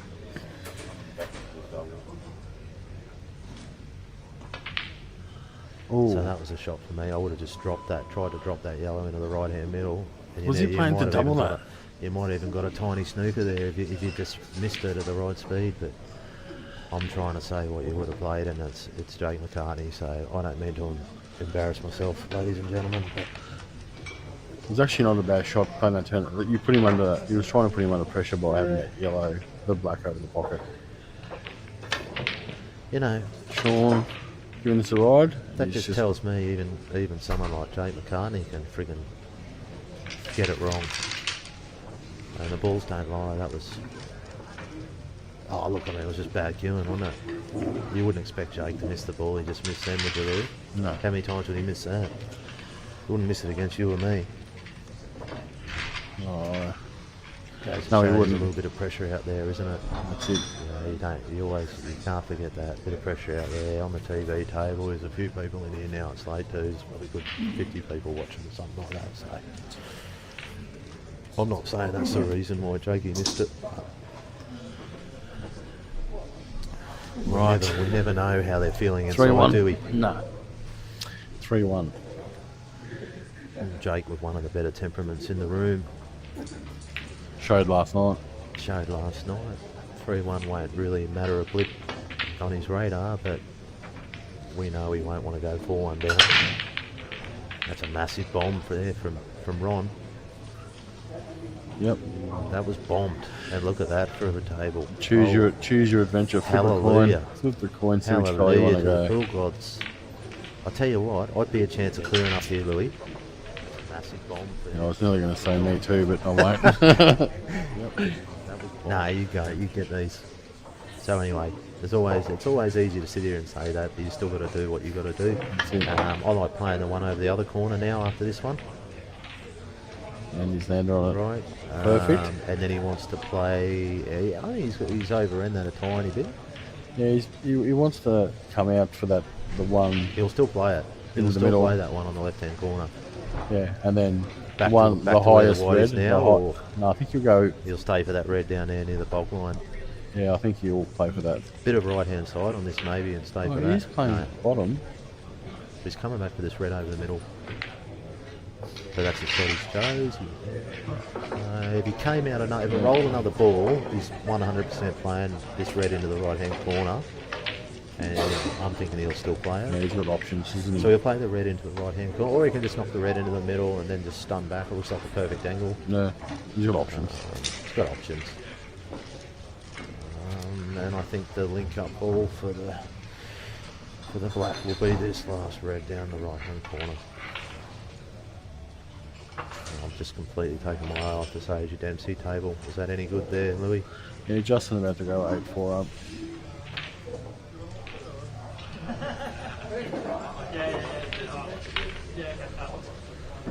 So 8-4 up. Sajich playing error-free pool. He's definitely one of the title contenders, and Ron just doing the simple things, barely moving the white. pretty bad draw really for Sean to run into Sajich at this stage. I think round 3 winner side, Dale. Look at the does matchup. It doesn't matter. Yeah, it doesn't matter. You got Andy Barnett, you got Mark Robertson, you got Jake McCartney, that's Ron exactly Kelly. right. We talked about that. Yeah, you ain't at one of them. Yeah, that's right. Go around the room. Yeah. Winner But I side. just watched Sajich yesterday, like out of everyone, and I just thought, I hate sucking up to Joel. It's freaking like putting a knife through my heart these days, ever since he accused me of being a suck. But it was between him and Joel, who I thought who looked the best on the table yesterday. That's all. Jeez, look at this. Look at this queuing. Jeez, he's just... So, for all any juniors out there, don't overreach like what Ron Kelly did just then, because he's nearly bottled this, and Yeah. Now he's got to play really it's thin. strictly, what do they say? Strictly professionals only do that, and he's very, very lucky he got away with that, Ron. Probably wouldn't have been doing it at 2-all, I don't imagine. Probably might have got the rest out at 2-all. I'll tell you what it might show. He's actually got he's got a little relaxed cue arm, I think, Ron. Because when you're a bit tight, that white would have just rolled about a quarter ball less, I guarantee it.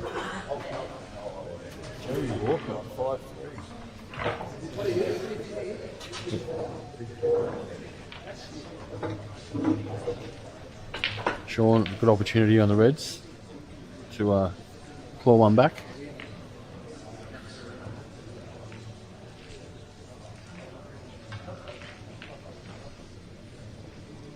I don't think anyone expected 4-1 to Ron at this point. That's a score. Jake. Massive break from Jake. Yeah. The Jake break. Well, So you'd expect him to clear these Reds. this red's look juicy.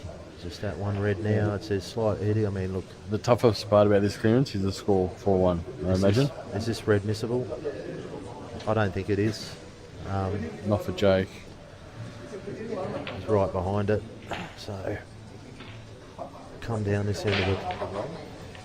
Look at this break. That's a bomb. It's an absolute bomb. So, good luck competing at this level if you can't compete in the break. Because when you're playing these guys and they break like that, and they've already got a bit of a lead on you. I mean, Jake doesn't have a lead, but let's say he was 4-1 up, and he had a table like this. So it's come a bit like tennis, where if you've got the serve, and you can create a two-frame gap. Well, I'm about to play one of the biggest breakers in the room in young Jack Green. Yeah, he has about 300 feathers before he breaks. I'm not sure what's going on there for Greeny. I'm too scared to ask, but yeah. Is that slightly awkward here, Jake? Dale or not? Is that yellow? No, he's just going to screw past it. That's it. Greeny takes about 50 feathers on his break off. I'm not exactly sure what Generating speed? he's thinking about for 50 feathers. I'd confuse myself after about the third one, but we can't knock his break, Greeny. It's an absolute weapon.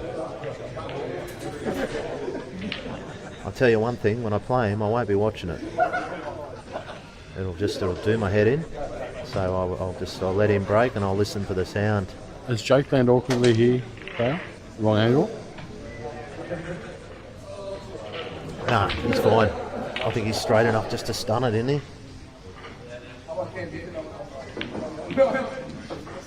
You weren't wrong. You weren't wrong, Louis. There was a little bit of angle there. Yeah, So this is a still little cuts drag shot here. Knock that black in the middle. I mean, these are tough shots by every means, but we kind of expect him to pot it. He's not going to play a drag. Looks better on that top view, doesn't it? See, for me, I play that with a bit of drag, so we all do things a bit different. World class Jake, he's just rolled it into the middle and made it look easy. Sean's missed that clearance there on the Reds, on the other table. Sajich's in cruise control here. Yeah. This is like putting a limo onto the fast lane and just pressing the button.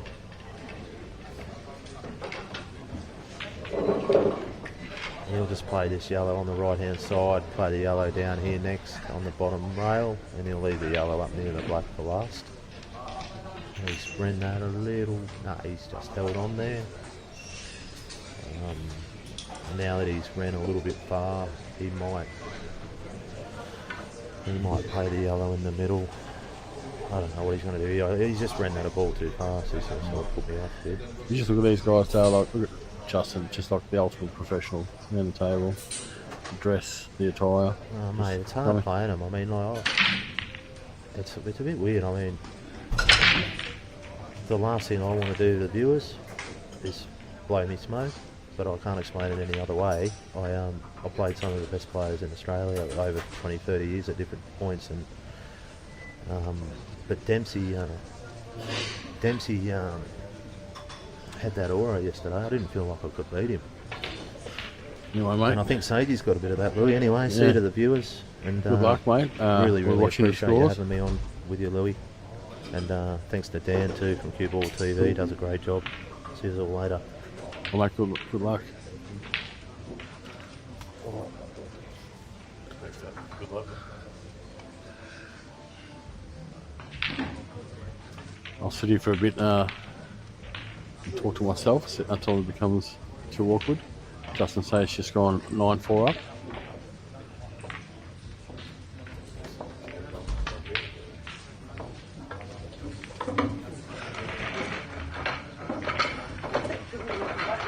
Oh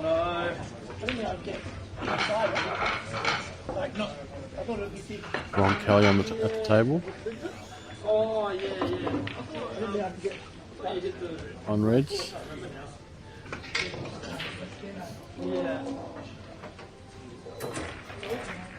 Mine.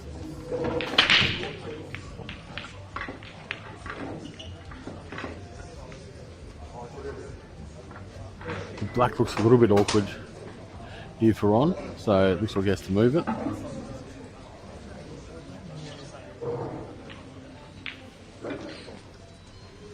Put the goat back on the live stream. Yeah, I know it. Yeah, no. I'll tag.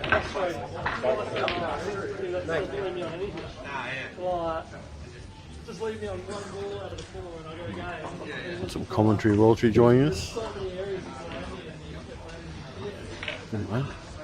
Wow, that's cool, isn't it?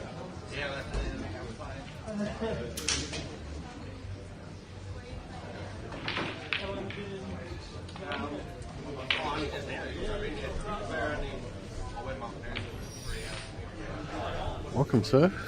Thanks, Louis.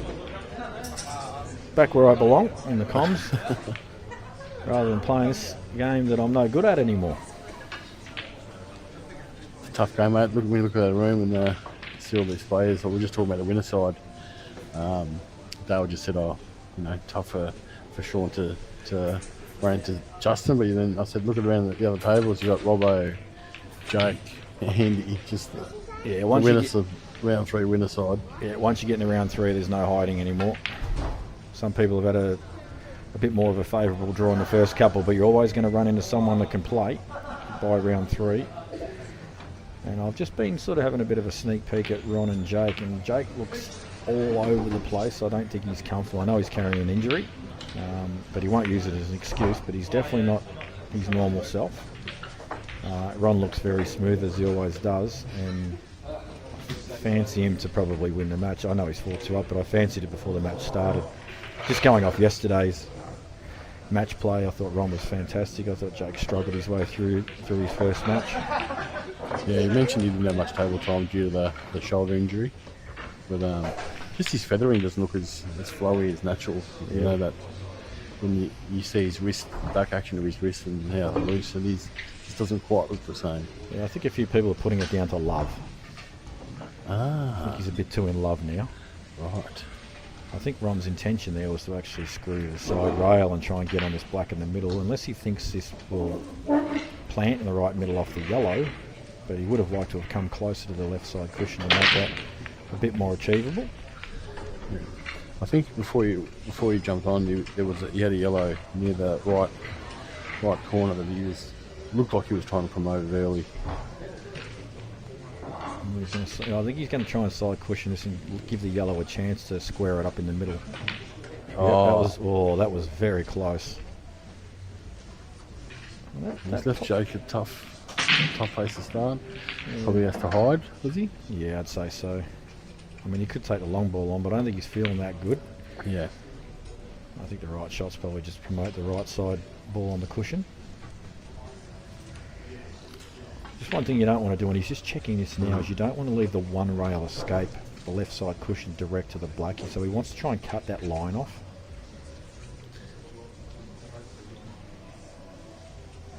Yeah, because even if he doesn't pot, he'd be pushing closer to the pocket and leaving the wide on the rail, which would make it tough start for Jake to come in out again. He's definitely cut the line off. In fact, I don't even think he can get to the left side cushion. I think Jake decided leaving him a shot on the black, like direct, was more important than the side cushion escape, although I think he would have liked to have got both. Yeah. Ron could just tap this, promote it and leave Jake a long ball. That's what he's going to do. Just promote the black and... I'll tell you what, this is not an easy shot. Jake might play the ball to the right of the second one on the right and just play it right side of the yellow as you look at it and take the white to the side cushion for another snooker. If he doesn't want the pot. Yeah. Don't think the cut to the bottom left of the lowest of the three is an option. Looks like he's going to try and back himself and just knock this in. This will test the shoulders because he's got to jack up, so this will give him some pain too. Might actually make him change the shot. He doesn't like to shy away from shots like this, Jake. You knock this in, your confidence goes up.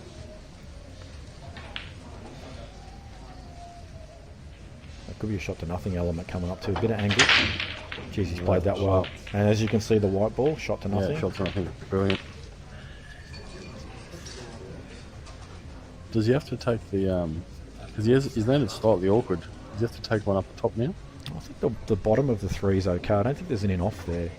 Although I often read the camera angles very poorly.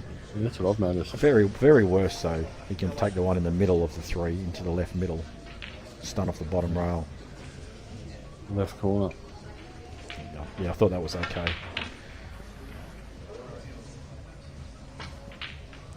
So depending on how he feels, he might just drop this in, play bottom left, or he might just take the white ball side rail, play the yellow on the same middle. No, he's held it. Give a check. That was a great starting shot, wasn't it? Jacking up off the rail. Yeah, and that'll give him the world of confidence as well. It's a good response to the black that was very close. Did he?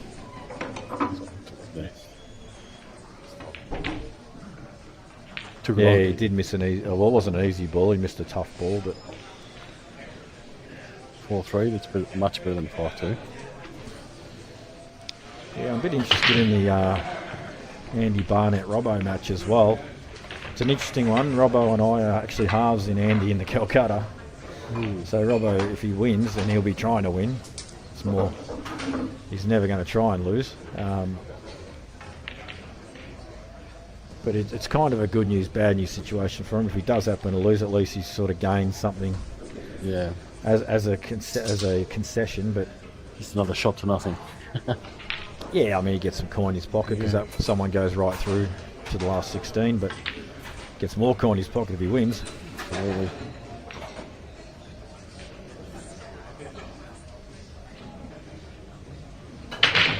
Dempsey's pegged a couple back as well. Yeah, not going away. I can't draw my eyes away from the Ron Jake match, even though we probably should focus on their match anyway because it's close to the conclusion. But you got two such great players. It's sort of hard to. Yeah. It's hard, and it's a match that probably people have wanted to see for a long, long time. Because Ron's been out of the game a long time. He only just come back the last couple of years. It's a good shot there from Sean. Yeah, Dale was saying he watched him on a match between him and Andy. They were making it was quite a good spectacle. It was streamed somewhere. I don't know the match he's talking about. I didn't see it recently, but yeah. Sean's got a good chance on these reds. Yeah, that double he just played has opened a very good opportunity for him here. And if he can get this next shot right, he'll literally have 3 roll-ins.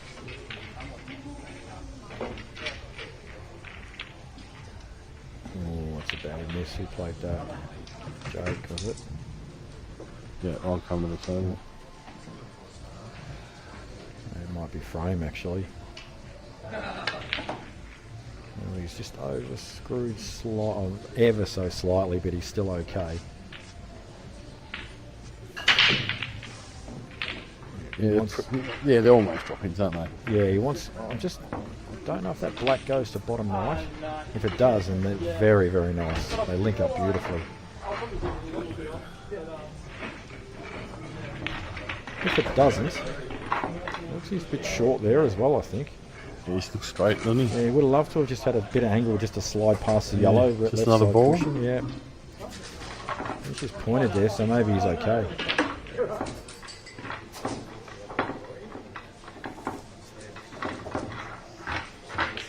Oh yeah, he's okay. And he's actually played that very nice. And the question is, does this black go? He's looking at it. And I'd say it definitely does.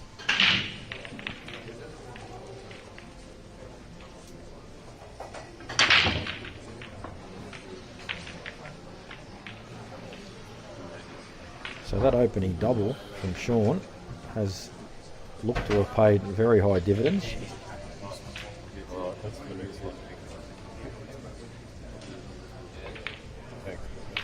It's a great clearance. Yep, and that's sometimes the power of taking on a big shot early, opening everything up. Yeah, obviously the risk versus reward was quite high. If he misses that as well, he probably loses that frame. Justin goes on the hill. And you called it right on the other table too. You said it was possibly thrown. Yeah, Jake knows you can't miss those easy starters. Got to get them.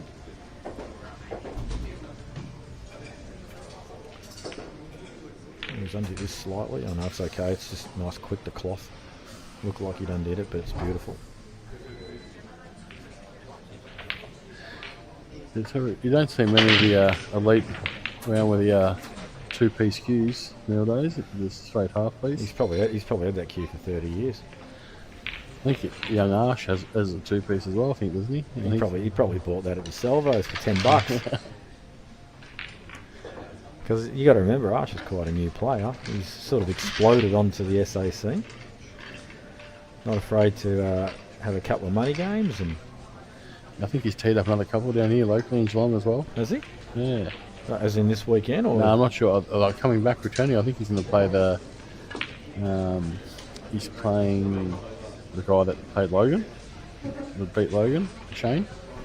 Oh yeah, okay, that's pretty handy for him. So, and then I'm not sure who the other one was he teed up. I'd really like to play him actually. I think that'd be a good match. He's at the intermediate. He was potting some good balls, and the only thing that it looked like was that he just had the guys that sort of won at the end, like Wayne and even Sean. He just had to play 1 or 2 bigger shots every now and then per frame or in a match than they did. They just kept it really simple. Well, I think the difference was, and this is what I liked about him in the intermediate, is he attacked. He was attacking the game trying to win, whereas the other guys weren't. They were more like just hoping their opponents would miss, or they were trying to set frames up. Well, there's nothing wrong with either way, but it's good to see guys taking the frames on. I mean, when you're going to play the elite level, that other style doesn't cut it. No. You've got to be able to attack the game and win it off your own bat. Well, he was definitely trying to do that. It's a good shot. Great shot. Sean's not going away here. He's looking real good. Say you leave that ball on the left side cushion till last as a simple link for the black, and then he doesn't have to do anything with the white for position as well. So just needs to be slightly careful because he wants to land pretty straight on this left yellow in the middle, so he can just stun it in and take the yellow off back cushion and off to the side. Oh no, he's gone a different route. Maybe he couldn't hold. Same sort of thing though. You can just drop it in and then play the shot I said earlier. I really don't agree with playing this now, but Although actually on these tables it's okay, because if you're playing this shot on the outer tables at pace, very, very good chance to spit it. The jaws are cut much differently. Yeah. Looks like he's leaving it to last, I think, like he said. If he just drops this in, he should have a good angle with that last yellow to get back to that side rail.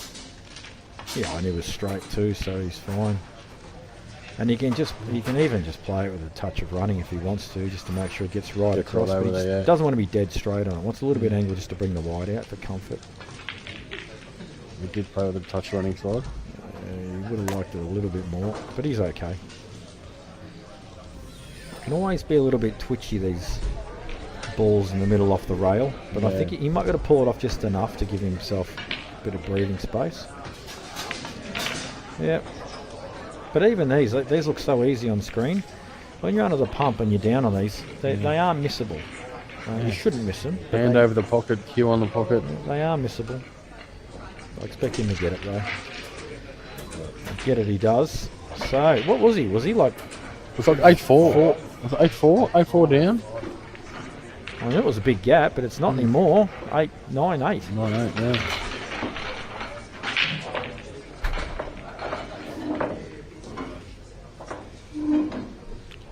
Jake trying to take these yellows. He's held out well. Not sure if he can hold this one for left middle. Looks thin. Yeah, he may be playing the same pocket here, I think. Same pocket, yeah.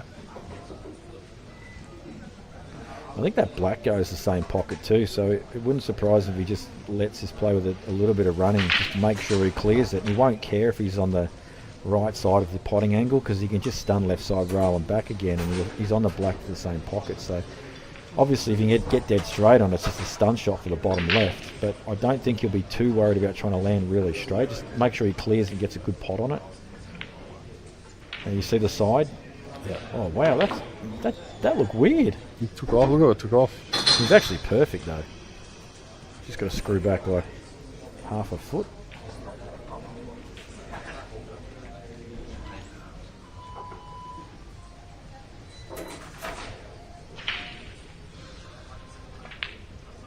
Yep.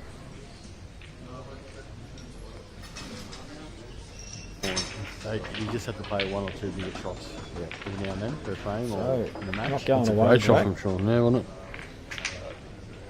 it? Yep. They're having a hydration break, as they call it. Dehydration break.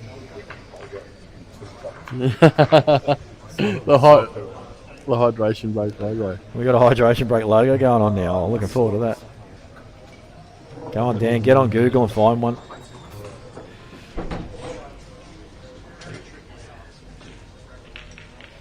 Other scores around the room. Luke Anglesey has been quite dangerous this weekend and continuing to show so. 5-2 up. And Andy Barnett 5-4 up on Mark Robertson. And obviously if you want to follow the other scores not on the main four tables, you can do so on PoolStat.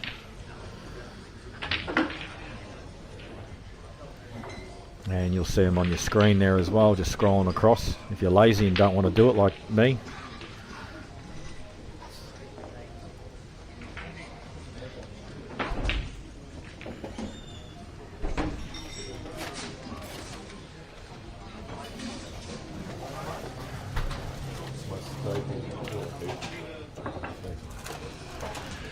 Joel Younger, 2-1 down against Tim Shelton. Just while the other guy's having a hydration break and this frame is underway. It is certainly worthwhile to mention our sponsors that are just flicking around the bottom left of your screen there. If you can support those sponsors, please do so. And I probably wouldn't mind giving a shout out to a couple other people. I don't know if I'm allowed to do that or not, but I will. We've got Chris Cooper, who's stormed onto the scene with his retipping little side hustle going on. Cooper's Q-tips. Where's he situated? He is in the eastern suburbs, so if you're over that way and you're looking for some Q work done, get onto him. And obviously in Geelong, if you're after someone in Geelong, you've got Steve Felsen, who is fantastic. Chalk and Q. Chalk and Q, yeah, fantastic. Of all things Q's really, isn't he? So Yeah. we've got some great people doing some great stuff for us useless people like me who can't even put a tip on their own Q. So if you want some work done in your Q, quality work, and you're in the eastern or suburbs or Geelong area, seek those guys out. Obviously World Q Sport's a sponsor, you can get your gear from there as well.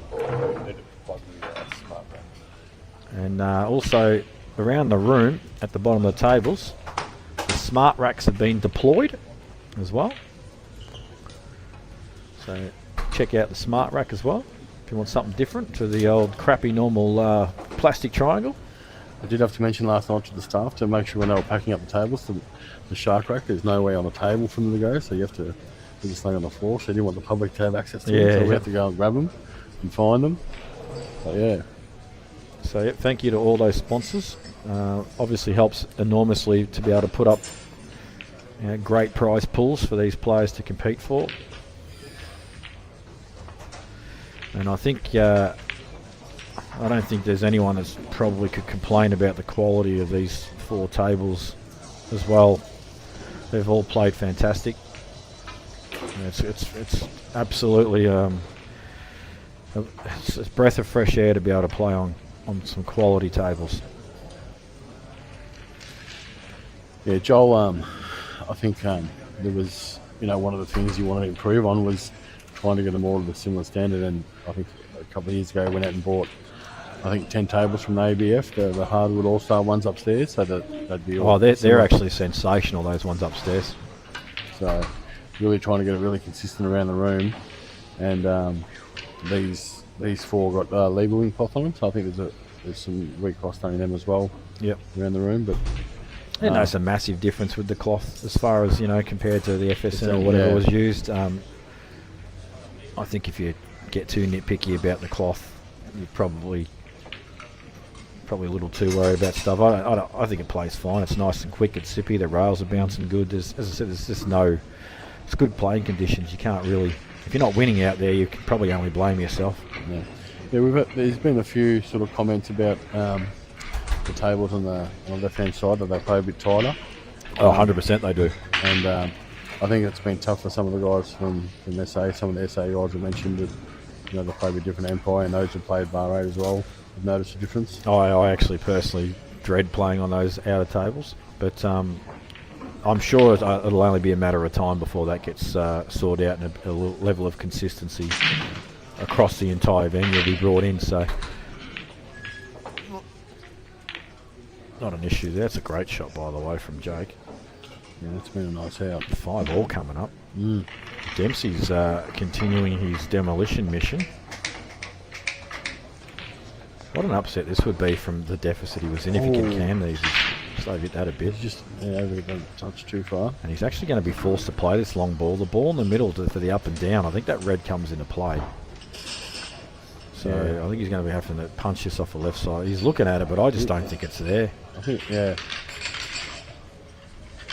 I look at it this way. When I've got a situation like this, it's probably just as hard to play this ball in the middle, find the gap, get the pace right, as what it is to play the long ball stun off the left side, right side rail. But he's taken this on. He must think the line's good, and we'll trust his judgment. And he is correct. And he's played that very, very well indeed.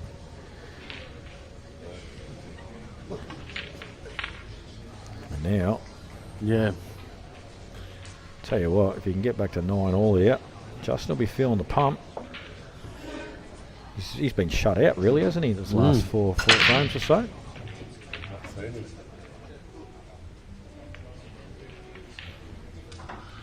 Line's come up dry. I think he's actually pulled out of that a little bit. I think his intention was to play for corner. He pulled out of the shot, but he's still got a pretty good shot at the middle.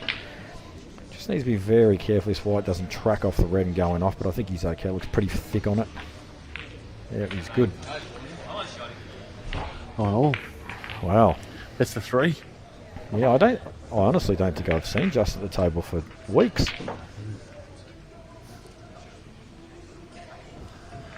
But he's very seasoned competitor. He knows that this stuff can happen, It's just a matter of whether he can get in. This break's very important coming up, though. We've seen a couple of monster breaks in these two matches so far, and I reckon he'd love one right now. Oh, where's this going? Just jaw. Wow. That's very fortunate. Didn't control it well, but he's got away with it. Bit of Jack Wazowski off the jaw positioning. Oh, look at this break on the right side table from Justin. This is just exactly what he needed. Yeah. Just the black in question. He's definitely going to take yellows. It's so much easier to link him. It's just a matter of whether this black is clean or whether he actually needs to develop it. There would be an argument for reds if that red wasn't right up the top rail like that on its own. Yeah. If it was a bit like if it was on the bulk line, for example, you'd almost take reds here.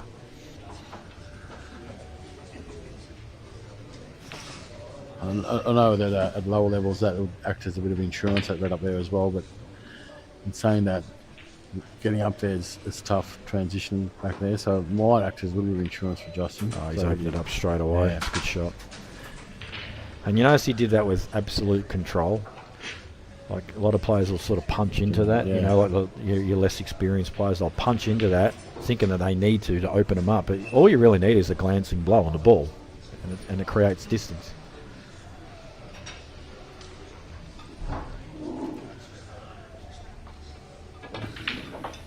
Who would have thought, after seeing how Jake played in the early stages of this match, that he's a chance to take the lead at this visit? I guess that's why you can't count out a superstar. Does Justin need to land left side of the table to take one of that to right bottom? I believe he can play for the middle next, the one that's right in the middle of all these balls. He's just looking at it, but he doesn't want to flick the red back onto the black. You know what I mean? So he wants to get on as straight as he can. But he's also got some concerns about the transition between these two bottom balls. It's not straightforward. Looks really easy on screen, but there's a little bit of work to do at the moment.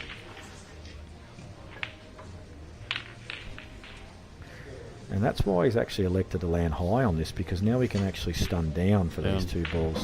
Taking the opposite corners. He may even just play for the stun onto the bottom, the yellow directly below it, because then he holds for that one, and then he can actually transition very nicely. So it wouldn't surprise if he plays to cannon this yellow, and even if he falls short, he's okay. The only thing he doesn't want to do is cannon it and land on it thick and hard up on it and just stick to it. I don't know, he's played the run through. It's still okay. Jake's made quick work of this after that almost in off.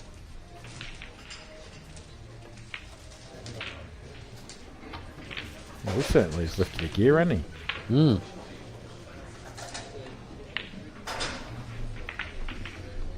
As we expect, some close matches going on right now. Barnett, Jack Greens. Robertson 5-all. A couple up on Dale. Rusty 7-all against Brent.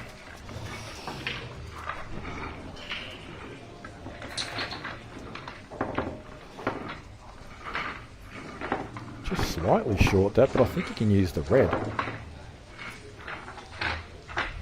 Oh no, he's okay. He can soft screw through the Soft gap. screw the gap, yeah. That's fine. If he doesn't time it well, though, it could get away from him. But He plays these really well generally. yeah, he does. There's an example of how well he did get away from a touch, but he's okay. So Goes in both corners as well. This was you know what? He took this out quite slow. He wanted to make 100% sure, because obviously being whatever he was, 9-5 up or whatever, gets shut out. Gets on the hill first, provided he cans the rest of these, which he's going to now.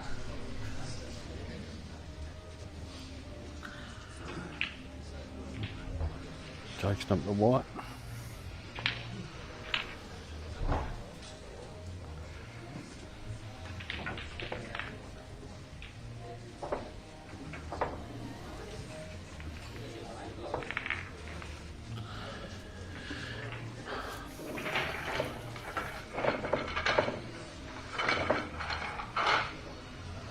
So Ron's going to have a couple of yellows on table on the left.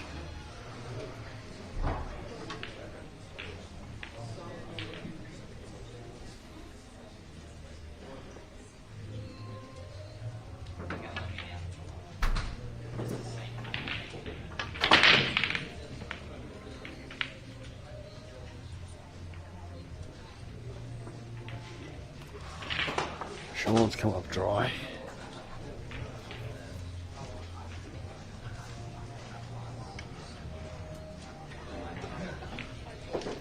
Justin on the hill and the yellows look really nice as well. Yeah, pretty devastating time to come up with no ball and they're sitting like this, although there's still some work to do. I'll be interested to see if he takes the yellows or the reds here, only because there's so much control on the black with the yellows, but they're a little more awkward, but I still think he'll take yellows for that reason. In fact, he could even play the yellow on the left middle now and just kill the red for a bit of insurance. All these yellows are on around the black with some neat cue ball. He's going to play the shot I just said. He just wants to kill this red. There you go. Did you have to find a way to get on the black if you took the reds? It's slightly harder to get on the black. Exactly. Yeah. I mean, the one down the bottom here, maybe. Well, I think the one in the middle. You just get on it just off straight, because I'm pretty sure that black goes bottom left. But I honestly think Justin will get these, because this is how I look at it. You've got the ball at the bottom of the three. That goes to bottom right if you get just sort of higher those. In line with the balls that are above it. You can then sort of just drop it in transition to the other two balls. And even if you were to land high, you could play the ball above the black, or it's on the black, and it would just nudge the black out of the way. So he's looking really good here. I feel he's got a touch too much angle on this. Yeah, it looks... He's got a sort of soft screw out to the... Yeah, unless the camera angle's deceiving, this doesn't look ideal. I think maybe play for this ball below the black and the two yellows now. If he can soft screw out, but he's actually going into the red, is he? Oh, he's judged that well. That's a great shot. Now we can look at this. Now use the red again to hold. Yeah, he can do whatever he wants now. Yeah, middle, use the red to hold, and away you go. He'd love to get on the middle of these three, wouldn't he? Yeah. And I think he will too. Geez, Sean will be gutted, won't he, if he gets broken cleared on and then dry broken cleared on after that comeback.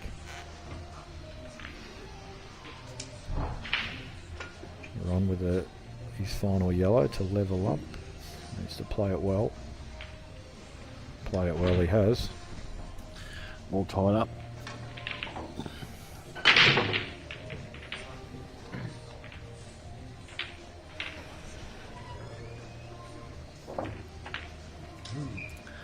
Tie matches everywhere you're looking at.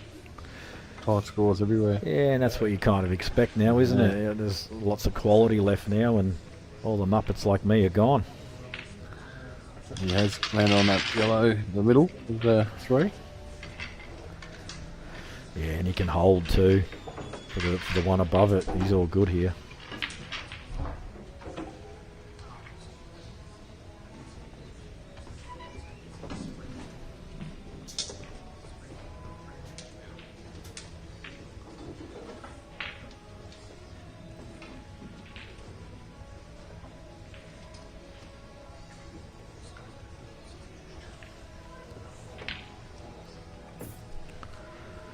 Yep, that's GG, Perfect. folks. It's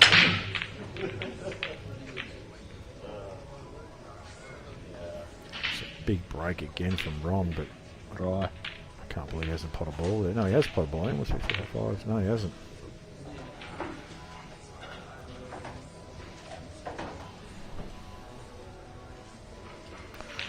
Well, a good fight back from Sean, but unfortunately for him, Justin's done to him what he did to Justin previous to these two frames. And Justin is now done for the day. That's to get to the last 16 match, is it? Light work.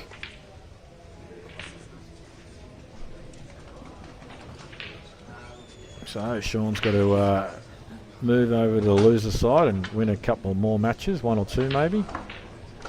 Maybe only 1 more match, is it? One more today.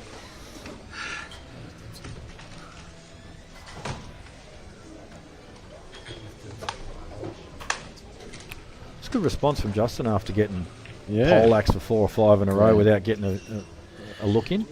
We were just talking about it before he came on. Just the ultimate professional. Like, he wouldn't have been busted. Just his whole demeanour, just cruising around the table. Just looked good the entire match. Yeah, he's seen it all before, hasn't he? Yeah. It's a good shot. Oh. Say that, but he's not landed great, has he? He's actually got the only angle he wouldn't have wanted, but he's got the other bread as a backup, and I'm wondering if the line actually goes onto the yellow over the corner. And although they won't be the simplest of shots, he will have reds to the right centre afterwards. That's what he's looking at now. Although the line he's choosing there, he's either looking at flicking this yellow in, cushion first, or just missing it completely and just landing on him. Just obviously a bit tricky to tell the exact line, but that looks like it's going on the yellow, doesn't it? Yep. And it did. Judged it well.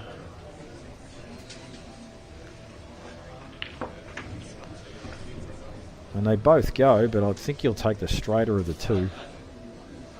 He's still got that that yellow that's more central to the table. Obviously it goes to both centres and the top right and all that sort of stuff. But you have to get on it sort of neat. And even this shot, he's got to... he can't just drop this in. He's got to play a positional shot with stun. Makes the shot slightly harder. Played it well. Slightly awkward queuing, but looks like enough angle to get to the middle of the table. Yeah, you can just see him attacking that line straight away. You can see here if he lands anywhere, sort of blue spot line, pocket to pocket. See Jack.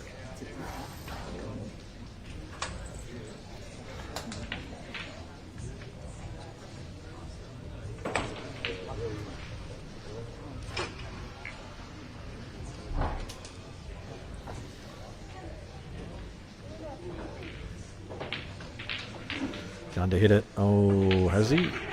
He's got backup ball, bottom, top right when we go back to main view.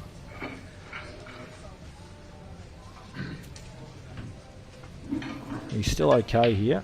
But he would have loved to have been on that ball in the middle first because it would have made this out much, much easier. Less white ball movement. Oh, he's on it. He's on it.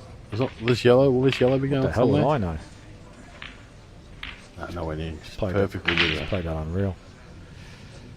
And now he can just stun across left side rail. As long as he pulls the white off the rail, he's good.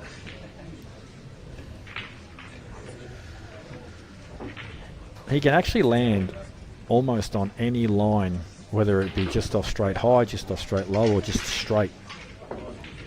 They'll all offer lines to get back up the table for this black in the bottom right. The only thing he doesn't want to do is be on the rail, and well, I don't think he's going to do that. He's too experienced.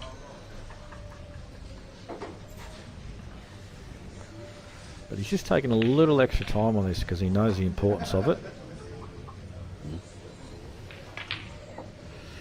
As you can see there, he's straight, and I'm pretty sure he can screw off a left side rail just short of the middle pocket. Although, maybe he's found the line to go direct in off. But even if he pulls it back to where the white is now, he's okay. Or maybe there's something else more sinister that we're not aware of with the camera angle. Or maybe he's just getting some air time. To me it looks like it's going to the right side as we look at it of the rail.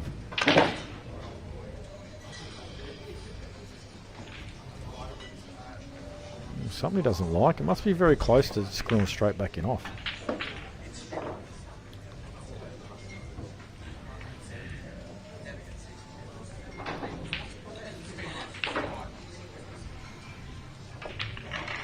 Oh. Well, that's why he was a bit hesitant. He knew it was very close, but He also wanted to get neat by the looks of that. He didn't want that. Didn't shot like with it a from white higher. horse. Hey, maybe this is tight. Yeah, it must be tight. No wonder he wanted to get neat on it. This is trickier than it looked. Still fancy him. Oh, that's hit the yellow, so it was very tight. Wow. And Ron will take full control. Clearly, the cameraman is just not doing a good enough job. We need the lines. Oh, look at that. Oh, he's had the perfect line. Didn't give it to us. Look at this. Hey, everybody sends your abuse in the chats.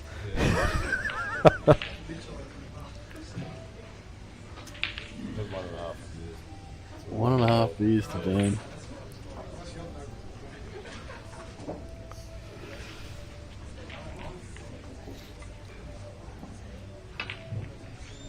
Also, all you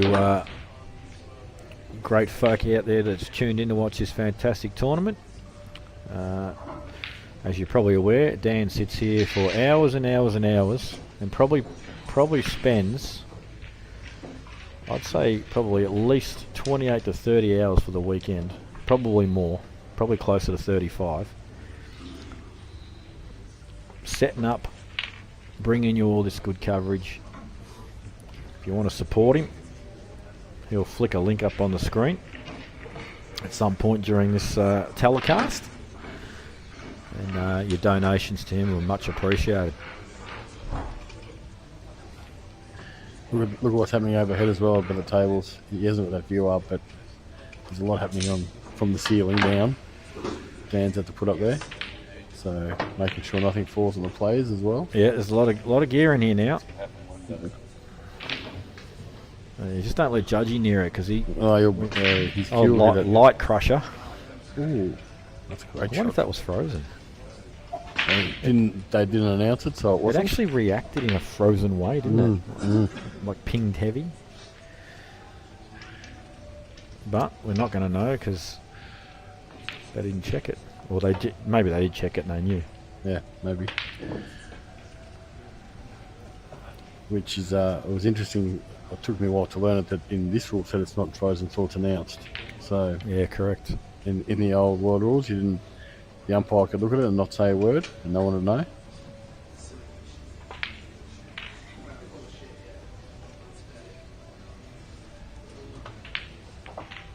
Oh, that's a handy little nudge. I don't think that yellow goes clean past the black. So it'd be interesting to see. I can't imagine him taking on the yellow on the ball crowd, can he? Well, I think he might. I honestly think he might. I think he's checking the line to pot it. If he pots it, he may actually go in with a safety line. No, he's playing this ball now. Yep, looks. Okay, that's a smart shot.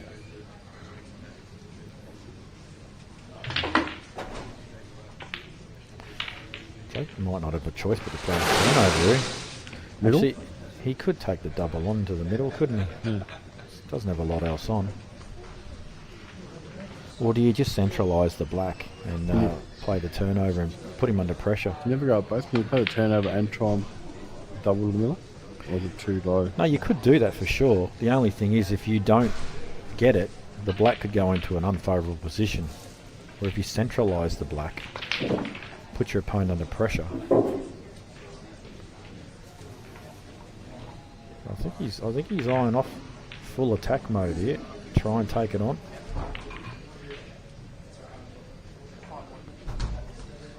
Surely it doesn't double to the top.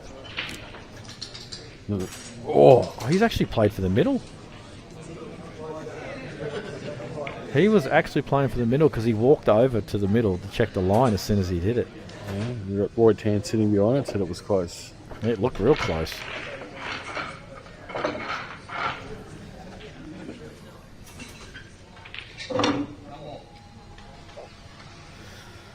Robbo's broken away from Andy Barnett. It was 5-all. He's now 7-5 up. Mark Robertson. That's not good for. It's not good for our Calcutta. Michael Cacciola's just leaving training on a donut.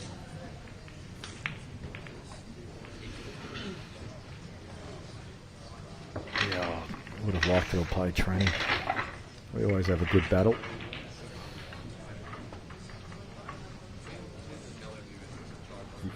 Clipping off is safe. Yep. Clipping off and bringing it out. It's a good shot. Very good shot. Just wondering if he's actually given him the rail first chop down the cushion here. Maybe not, since Jake's looking at bottom cushion first. Is he looking at the cross double in the left middle? Obviously, it's not easy. If you can catch the right line, you never know. It's one of these ones too, you think if you smash it, you might triple it. In the right middle. Imagine we're going to see it flying. I'm actually wondering if he's actually going to try and judge the shot rather than hit it hard. Obviously when you hit it harder, it's much harder to judge the line. So I'm wondering if he's going to try and just play this direct with good pace rather than smash it and try and go for 2 pockets. No, he's gone for 2.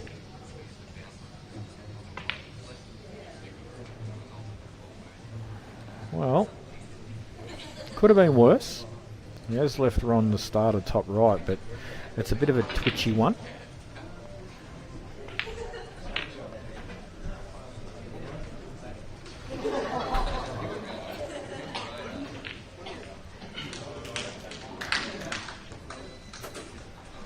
He's not even going to play it.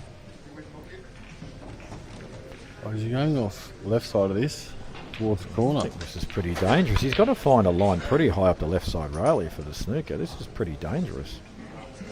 I don't know if I like this shot. I think you should play. I think you should go for these. Yes, the opening shot where it's a little closer rail is a bit twitchy, but you got to link up to the middle. Yeah, no, he's... I don't know about this. No, I don't think that's good enough. I think he's just left him plumb on it.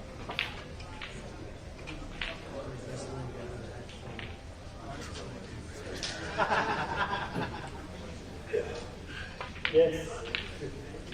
Maybe not. It looks on, but swerving at it. I think it's on. Oh, it must be tight. Yeah. It's just so hard to tell, isn't it? Like, it just the line looks. It just looks on. But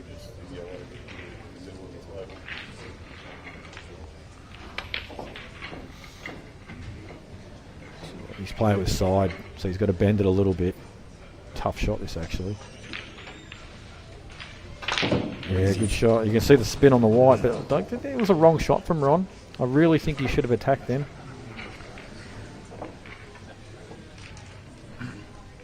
So the trend from Why so slow?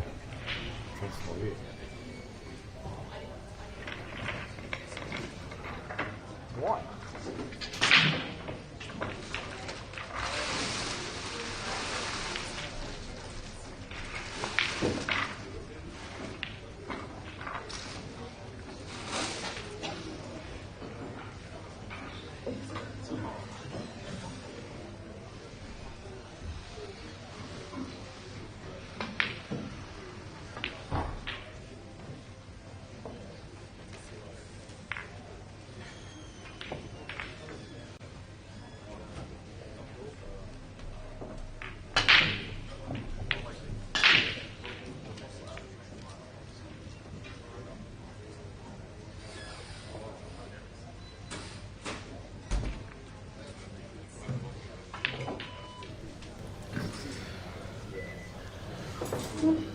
Is that score right? 6-7? I think it's 8-6.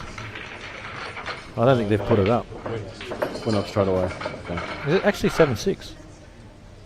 Could have swore it was 7-6 before that happened, that frame.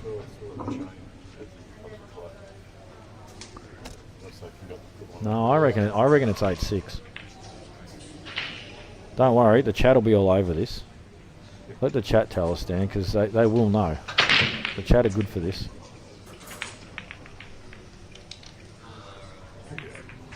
Ryder Kelly, go farther.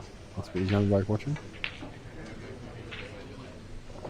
What's the score check to the fans at home? Yeah, it Was was 6-6. 6-6. Okay, see? You can always rely on the guys watching. Yeah. They know, they're all over it. We just sit here looking at a screen and should know ourselves, but we don't. Too engrossed in the actual action. Ryder Kelly. Score's correct. Tell you what, one good shot here from Jake. He gets separation with this red and yellow, and he keeps the yellow in play. Good chance to win this frame. It's almost impossible not to have a ball to link onto. Yeah, that was a great shot because if you hit it too thick, yellow goes rail, red goes middle. Yep. Although, having said that, it's not beautiful because the line that he's got on this bottom ball, I think so he's just checking to see whether he's going to cannon this yellow off bottom cushion. Does it matter if he glances that red? Is that what he's looking at, glancing the red? No, I think he's worried about going underneath the yellow. See, now he's rechecking this line because I think he had it wrong the first time. I think he's okay, but I think he's just being, extra careful, extra short. Look at that. He actually judged at perfection because that is exactly where he pointed with his cue the second time. And hasn't landed on the ball. It's actually stiff. If you want to be critical, he's overhit it. I'll tell you something Jake is very, very good at, and that is picking the angle, the lines off cushions. He's brilliant at it. Do you think he got that right, or do you think he was going thicker? Is that why he hit it so hard? Do you think maybe he thought thicker, that's why he overplayed it? I think he thought he might, at worst, he could get some purchase on the red, but I definitely don't think he's meant to hit it that hard. I mean, you could put that white ball almost anywhere else, and he's on something. I suppose, and also if they didn't hit that hard and you glance already on one of these. And if he overhits it even more, he's on the one bottom left. Yeah. Like he's literally landed in the worst spot possible. Maybe able to get through to the yellow right side cushion and play like a billiard style shot as a bit of a containing shot, but I don't see a lot else.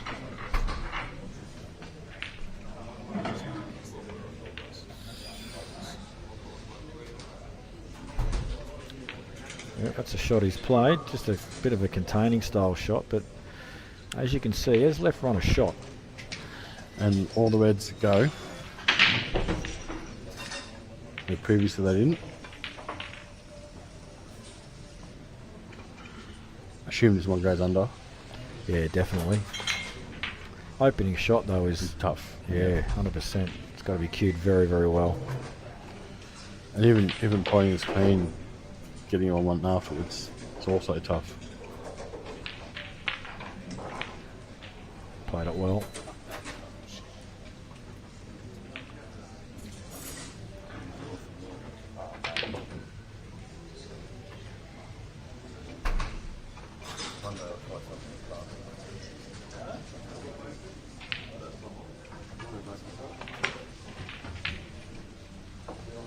What's he doing now? Oh, he's playing the one in the middle. Okay.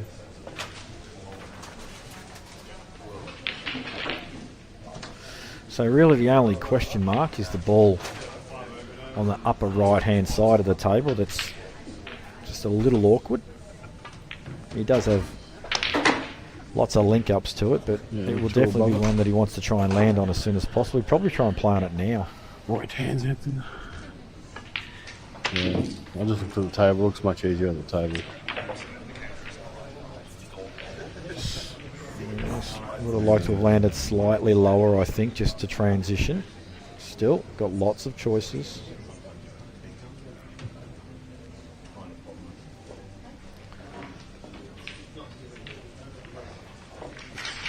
Obviously, the ball to the middle looks the obvious. He doesn't have to play it. He's got other choices.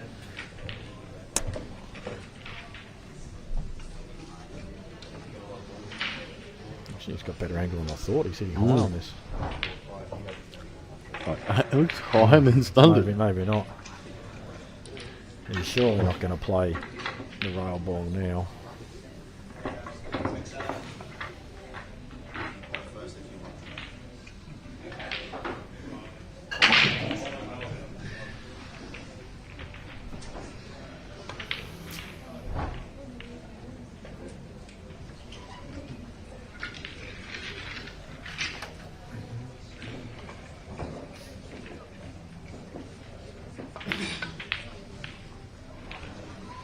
This is interesting. He's just played for the middle.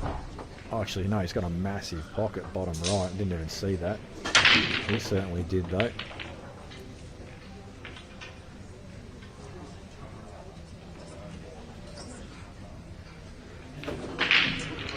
Doesn't look. When you look at the table, it doesn't look that one in the middle is as high up.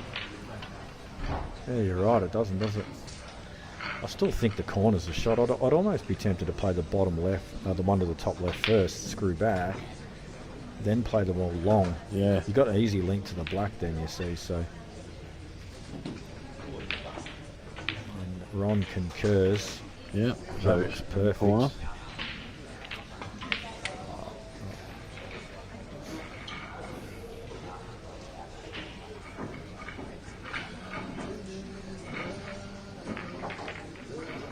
I mean, he can miss this if he tries to do the rail first, and you know you can just hit that little edge bit, or you don't pot it. But she's clean as a whistle. Lovely shot. 8-6. 7-all. 7-all. Sorry, can't read. Nick Reardon just chopping Roy Noblet to pieces. 9-4 up. Nick Reardon's had some tournament so far, hasn't he? Been playing well lately. The Q saga yesterday, where he's just got some cheap Q that he's playing this weekend. Oh, look, there's only... I don't know who's worse out of Qs, him or Scott Matthews.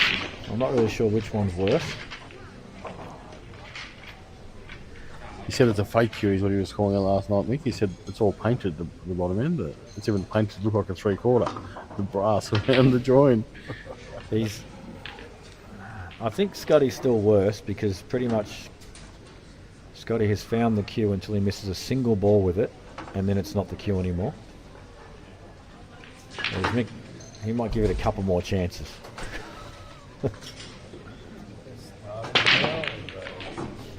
Yeah, they're starting. Oh, look at this break, my God. And he's not on a red.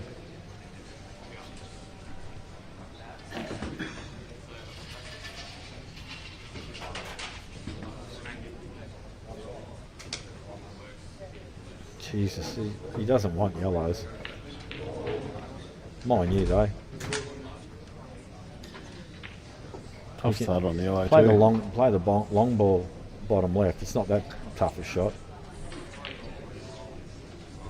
And you can actually start linking these up to just bring that ball off the side rail. It's not too bad at all.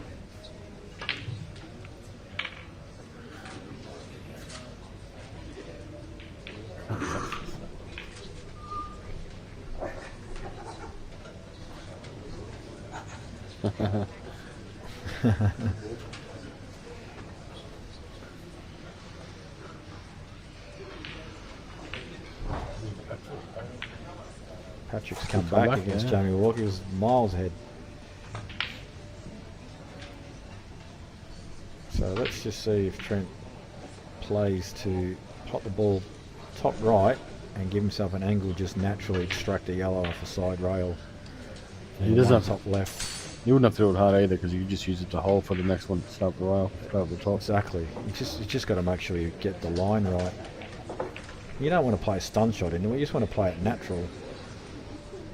That way it's just pure execution. Oh, sorry, purely natural. There's no execution required.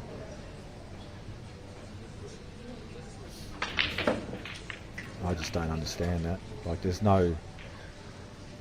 I don't think he's even looked at it because there's no way you could over screw it by that much if you're looking to play the cannon next. Yeah. Like, that's crazy. I imagine you'd have walked where he is now if he was that side of the table. If to determine the angle to go anywhere if you were thinking about it. If he's going to watch anything in this match, watch that. Straight away, I don't even have to see the rest of the match. That right there is criminal. You cannot miss that. Like, that is so obvious. And not only that, he's screwed into an area where it's not even good.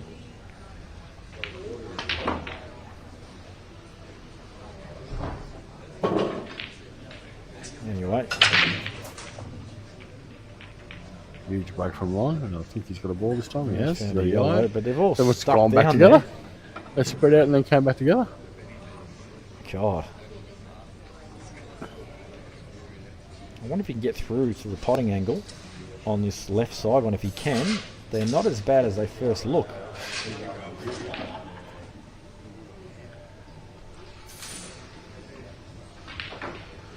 Awkward queuing for 10. Yeah.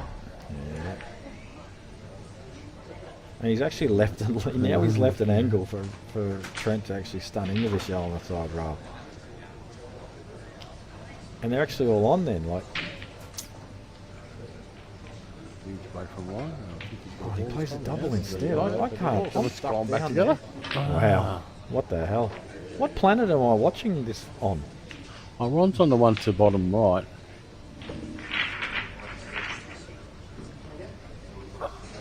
The red to bottom right. Good opener, but oh yeah. Oh jeez, he's turned out good there. I think he's landed on that ball in the middle.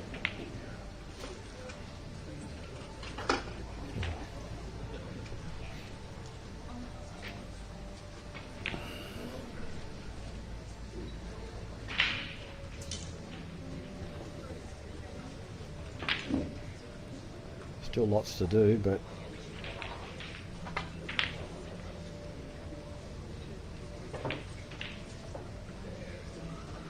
that's not actually. Is this ball? Is this one below the black on to bottom right? If it is, it'd be love and life right now because that makes things much easier.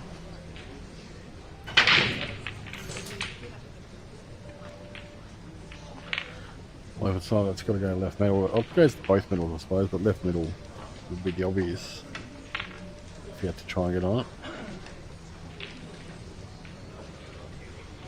No, it doesn't go. This is much trickier. Needs to find the line under the yellows too, I think. This is not fun. Yeah, he's found the line. That's a good shot. Trusted to a touch of luck, but Doesn't really land or anything, is he? he can play red off the other red. But he'll have to play with a little bit of pace, otherwise he'll kill the red at the bottom rail. So he just needs to judge this well.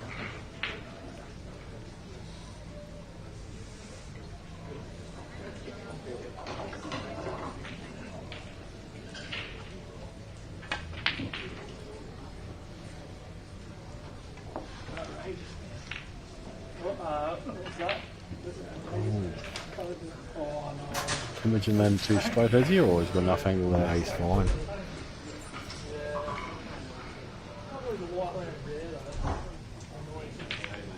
Oh, he's hit that a bit thick. Yeah, it looked thin and looked like the red was going to an awkward spot in between the yellows. Yeah, he had to catch it thin, but he also had to play it at pace so the red came back out. It wasn't as simple as it looked, that's for sure. Yeah, I know. And I'll tell you what, if Trent keeps his shot selection up the way he just did that first frame, he could be in for a lot of pain. That's a bad shot for 10. I'm shocked he hasn't just played to land like anywhere just past the blue spot there.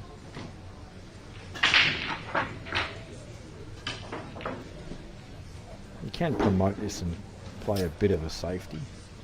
Leave Trent a tough opener. Could go cross table if he wants to go all out.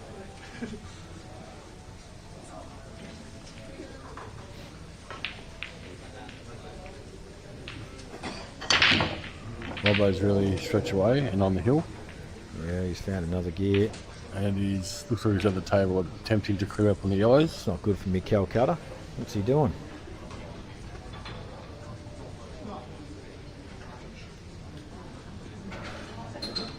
Tim's gone across. As Oh, he has gone across. Great shot.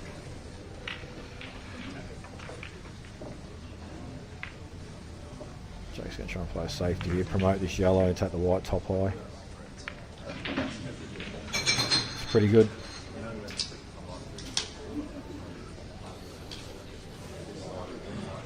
Jeez, Mikey, 7-0 on tranny.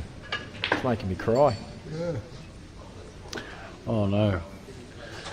Robbo's just fallen out of position.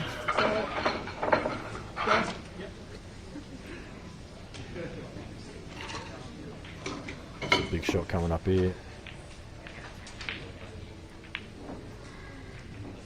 Oh. With all the forces in the universe, he somehow kept that white out.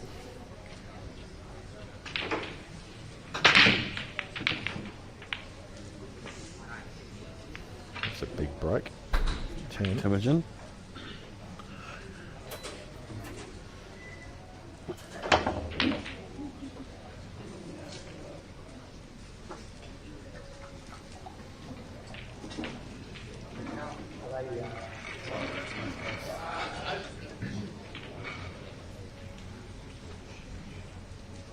Oh, Robbo made that. Oh, what a lovely shot that is.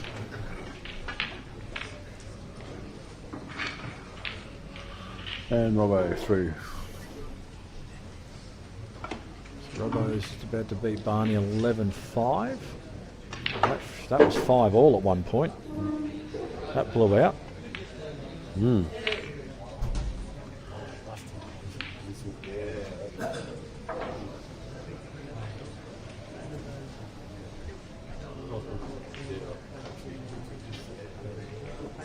Of who?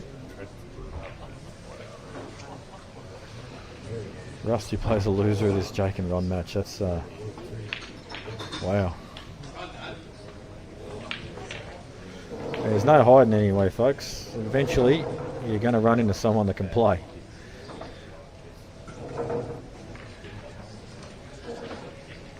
And they both know that. Yep. Talk about adding some layers to the pressure and the scoreline. Yeah, Rusty played like a broken down old forward the first match, and he's just clawing his way back to the loser side now.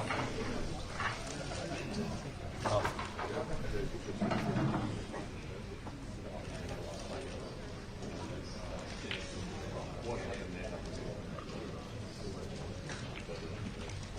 wanted that in. Hasn't done an enormous amount of damage not potting that. There's not really a red that goes direct to that pocket. But however, it would have been advantageous. Also gives Ron more safety opportunities with that yellow there as well. Doesn't have to hit another yellow on the table, can just flick off it if he chooses to do so. He may try and find a line to get underneath that yellow on the left side pocket. He's going to hit it direct. But he's definitely going to be trying to hide the white. Oh, he's played the aggressive double. And it looks pretty good. I think all balls go. Once he pots one yellow, it will clear the way for the other. And even if the one that's near the, or the one closest to the black didn't pass, you could always nudge the red out of the way and be on it somewhere, possibly in the middle. He may end up doing that anyway because he can't really transition back and forth, you know what I mean? Like, Yeah. so he may actually punch into this red now and play it for the left, the right middle. Because this is it's a bit tricky to transition now. He can't really get low on this and avoid the red to get high side on the table. He can't get low on it to get back up the table. So I think we're going to see him cannon this. He's going to try and catch the left side of this red.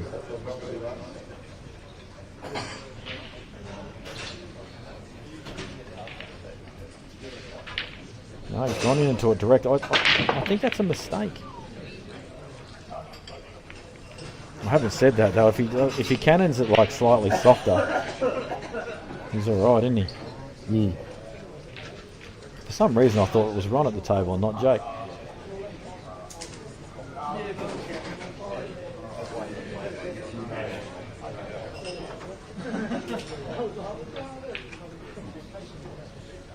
If he's straight, or just off straight, he can screw off the red, and as long as he can get pretty straight on that last yellow, still in good shape.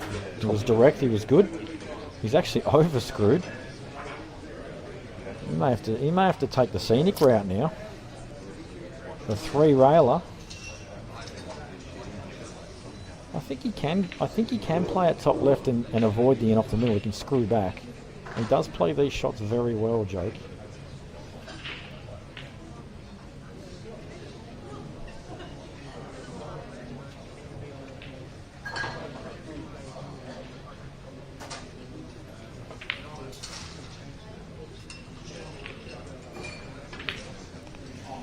There's an example of how well he plays them. And that's exactly the line he looked for too. We saw him point with his cue earlier on.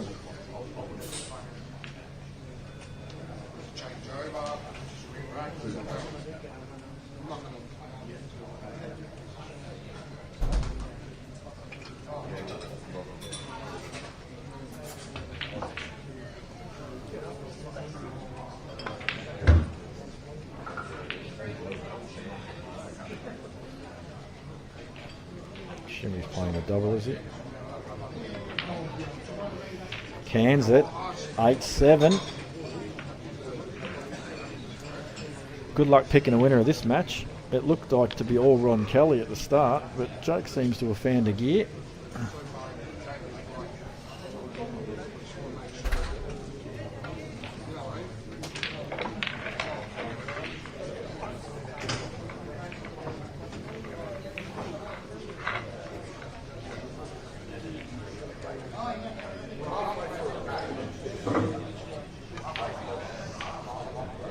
Good shot there from Trent.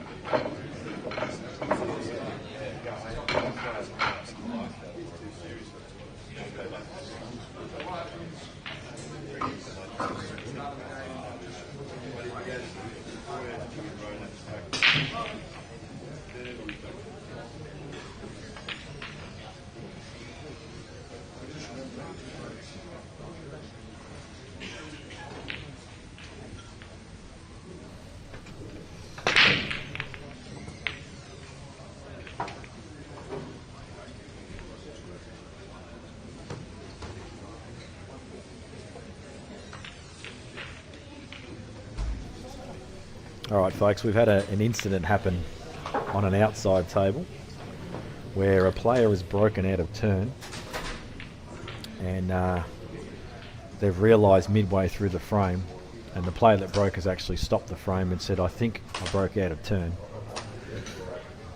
Now, the correct ruling would be that's a loss of frame, but I think that's a crap rule.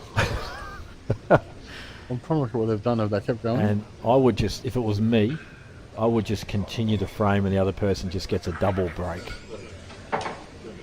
How many rule sticklers have we got there on the chat, and how many people agree with my consensus of that? Just thought I'd get the chat booming.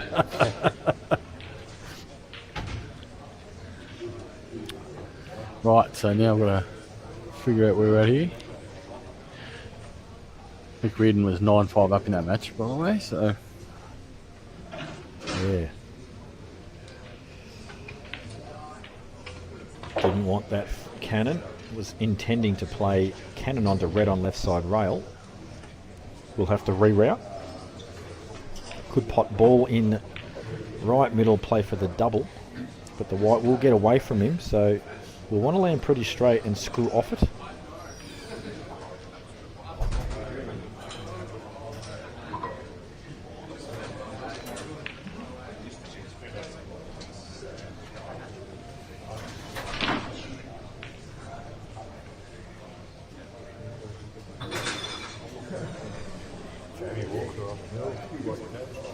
Jamie Walker on the hill. He's been on the hill for a while. That next frame must be taking a while to conclude.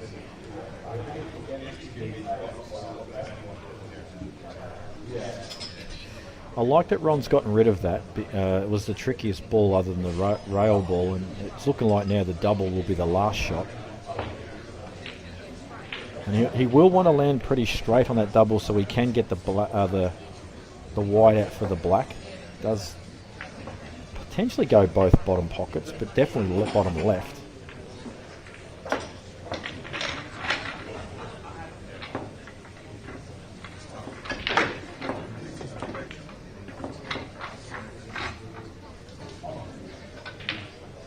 Oh, what a shot!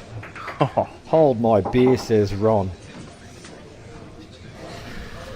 Jeez, just do that, yeah. That is a sensational shot. 7-8 down. I'll tell you what, if I'm the only person in the room that maybe thought this at a glance yesterday, I looked over to Ron and saw a bit of Butters over there. A bit of Butters, a bit of an attacking Butters. With He a doesn't cue, cue out of his ear, does he? No, it's slightly off to the side, yeah. I didn't know he cued out of his ear. I haven't actually noticed that.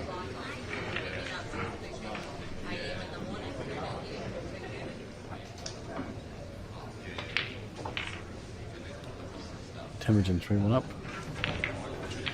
Nice little clearance. Look at that. I haven't even read all that chat, but it's going mental. I knew it would. You really got. Fast playing you, Jamie. Lost the frame. Or Logan. That's rude. I know rules exist for a reason, but I hate rules that potentially don't have an overall outcome of the match. I think a bit of common sense doesn't go astray. It's a harsh punishment considering both players essentially in the wrong. You should know when it's your break. Yeah, I mean the player who actually called it that they broke out of turn was the one that mentioned it, not the other person. So A huge break from Trent. he's broken massive so far in this match, but he just, as I said, he hasn't. He just needs so much work on shot selection. And I'm not canning him. I think he's probably. I think if he gave a fair assessment of his game, he'd say the same thing. And you have to remember as well, I probably speak with decent experience to having played him a couple of times recently, and there's another example of just, obviously he's played for the awkward red, that's fine, but you've got to control things. Now Tem just gets tap-ins. Yep.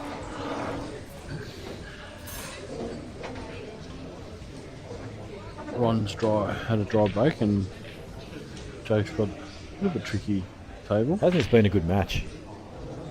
I think all the yellows go except for the one near the two reds down the bottom. I like the reds here.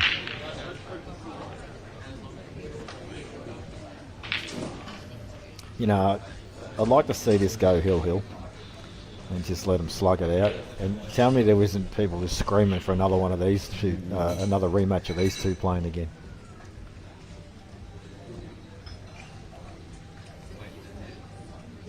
You've got a bloke that's probably in the older days, before Jake was even playing, probably recognised as the best player, one of the best players Australia's ever seen, especially at youth. Yeah.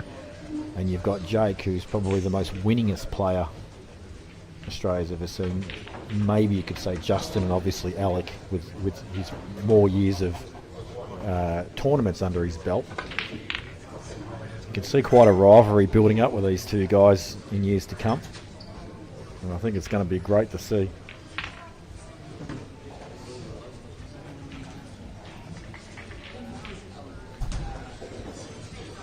Haddo's gone 10 all. He's opened it up. Has he got on there? Oh, that red's gone to a very awkward position. I'm pretty he had a good look at that red that stuck to the yellow bottom left side. He had a good look at that at the start of this. So if that does go, obviously that red's not as big a problem anymore, as long as he gets a line that just punch into the yellow. Really now, it's just, does he pull the trigger? Or does he play a safety? Because he's got a big pot coming up now. Now he'll also be aware of this yellow, the same two balls I just spoke about, whether that yellow goes clean or not as well. And if it doesn't, he might pull the trigger. But what's he doing here? Cross table. Hang on, he's on yellows. What am I thinking? Yeah, you confused me. I'm off me chops. I thought he was on reds. That's a good No, shot. reds are the balls you wanted. And then That's I think, right. and then he took the yellows. What with Jake? No, choosing the wrong ball. See what happens when you choose the wrong balls? You don't go game.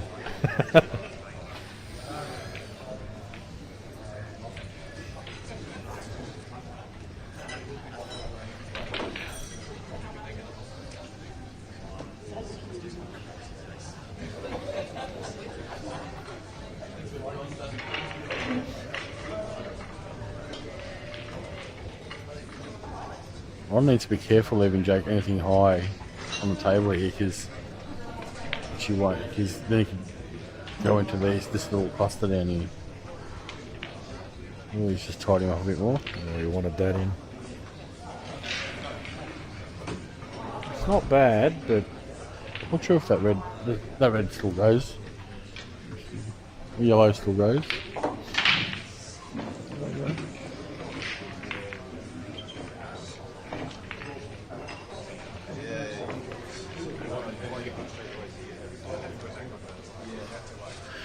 Jake's looking at that yellow off the red. yeah, he's going to be reaching a bit this frame. He's got a lot to do, but I think he's going to go for it.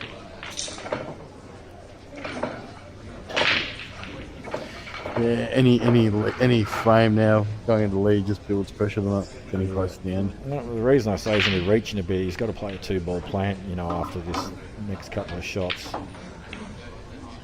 That's very deliberate what he's done there.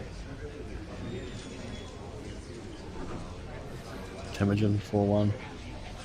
Just looks very relaxed at the table. Yeah, well, I think that's going to be a smashing, to be honest.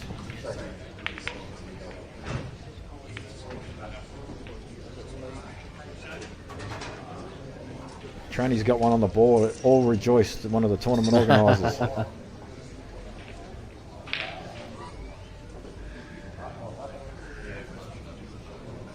Just while there's a small lull, just because you guys went nuts in the chat and I didn't read it all, but I did pick up a couple of things about you should re-rack it. The reason I don't agree on re-racking it midway through the frame is someone could have a clear advantage. So imagine if the guy that broke out a turn realised he broke out a turn and he was miles behind the frame and goes, oh, we should re-rack him. I think it's a silly decision, and I think just give the other player the double break and move on. Big shot coming up here from Jake. This double has to go in. Go in, it does. Now he's just got to get on this yellow because it's cut off from obvious pockets. It really only goes to the Back in the same middle one. right, yeah, or the bottom left, bottom right, yeah. Bottom right. Has he got an angle to screw either the gap or high side of it? Yeah, I think maybe high side.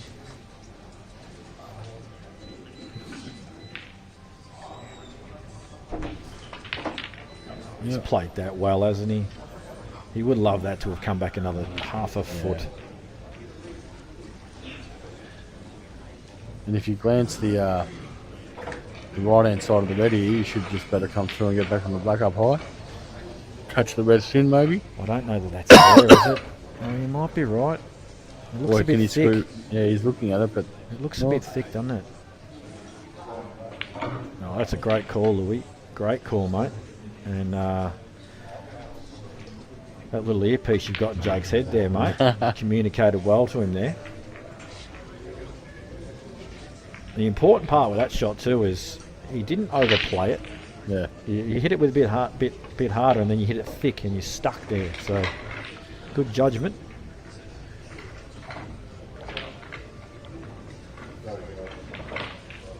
Now, is that correct? 9-8. Yes.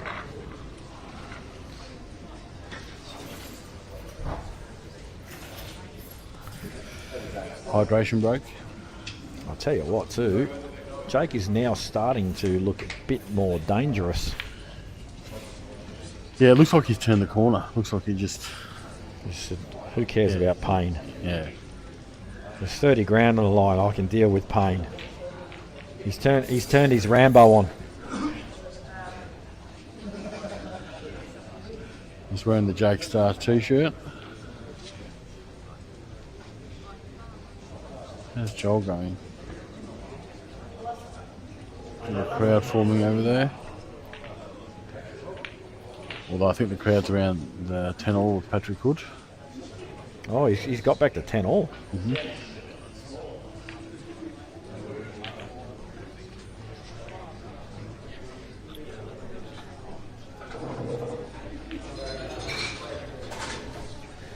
So 9-8 to Jake. They're just having a quick, what's it called? A refreshment break? Hydration break. Hydration break.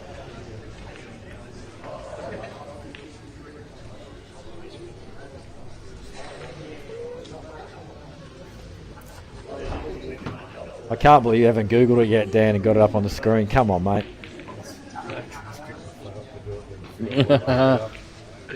I reckon it's going to be a great value add to the stream.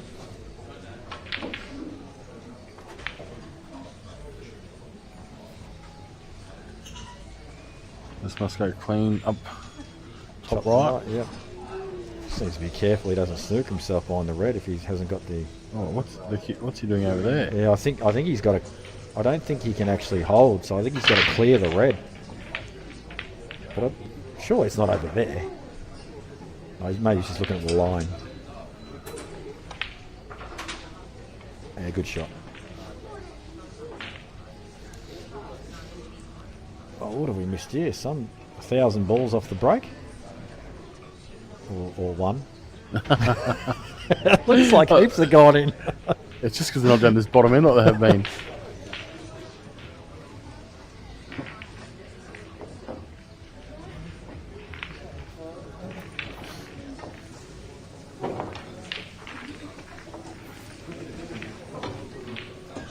Oh, look at this. Lovely.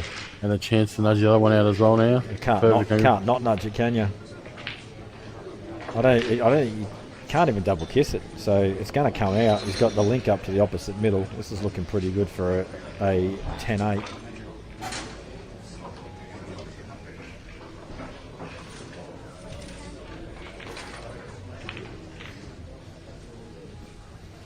Yep.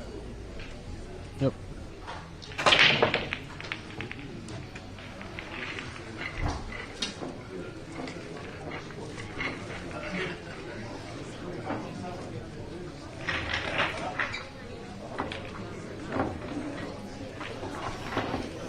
Doesn't have ideal angle here, so just making sure he's a little more careful.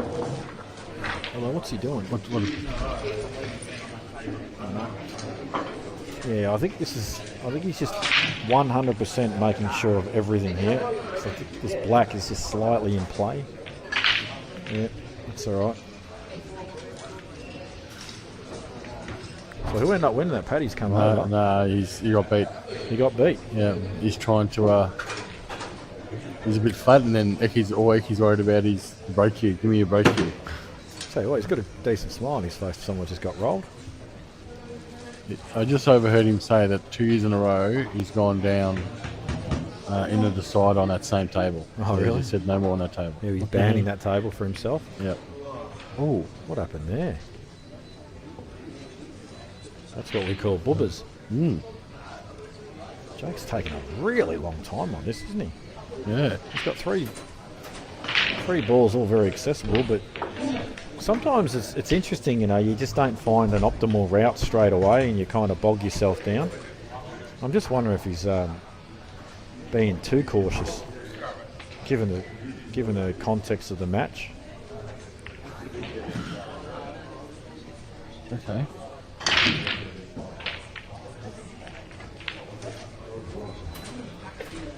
He's underhit this. He wanted definitely to be straighter on this ball in the middle. Or he wanted to be straight on the other. He wanted to be straight on one of them. Yeah. Not sure which one he'd chosen, because that would have been my last ball. That Be interesting to think what his process was there, because the one in the middle of the three balls down to the bottom left, brought you back to the middle of the table, and you had choices again. That's what I mean. That would have been the ball he just played. That would have been my last ball because Yeah. it was an easy link to the black in the middle. Yeah. So, but he's obviously got something in his head that he didn't like. But now he's got traffic galore if he plays the ball in the middle. This is pretty thin to, even with reverse side off the side rail, it won't bite enough to go high. He could two rail it.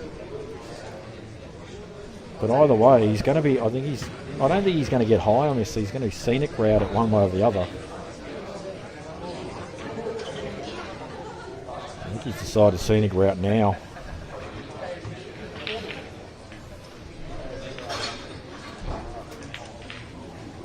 Where's he going? He's overplayed it. Oh, he's okay. Oh, this black's going to be bottom right now. Definitely would have preferred to land straighter on that yellow.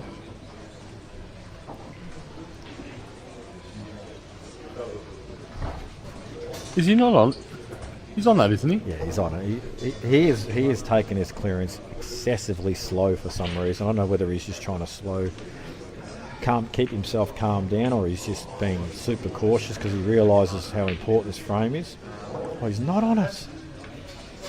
You are kidding me. Well, that is...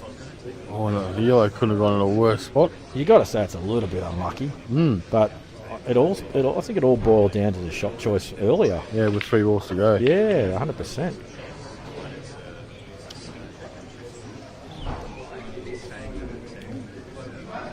Well, although Ron's balls are not ideal, when you've got 7 balls on the table and your opponent's got 1 and it's in a very awkward position, more often than not, you should win the frame. You want to be promoting balls here, but also making sure, try and keeping off promoting the yellow, because that isn't on that.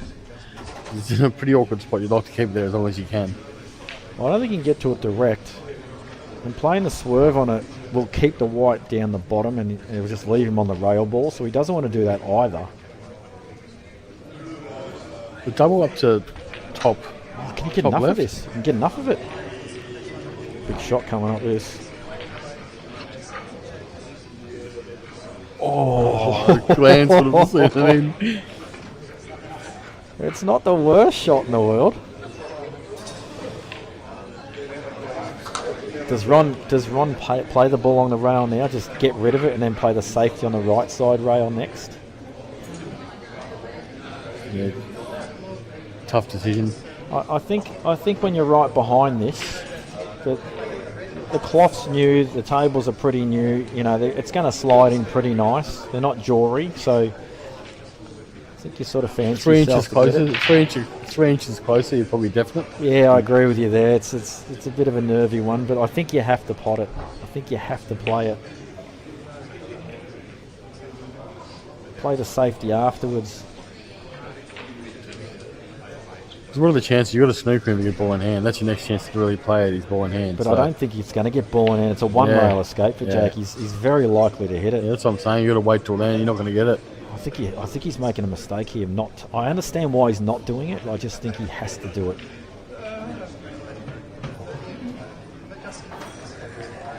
I'll be very surprised if Jake doesn't hit this. He's very good at just getting out of snookers off one rail. I'm surprised he doesn't pot it. Actually, he'd probably want to pot it and have the back cushion. Oh, he's missed it. I've just given him a massive rap. Giving him the biggest rap of all time about how good he is at getting out of snookers, and he misses it. All right, you're banned from raps, Jake. What's interesting about this shot, now he's got to play this shot, but play it in such a way where he's got to play for position. But he can play it as a shot to nothing. Play for that right side middle area of the table, and then he'll be on everything. You're just to the right of the blue spot. If you get in that gap between those 2 reds. That's exactly where he's gone. As you can see, he's even overhit it, but he's still on balls. It's on balls everywhere, yeah. So he should get this. Yes.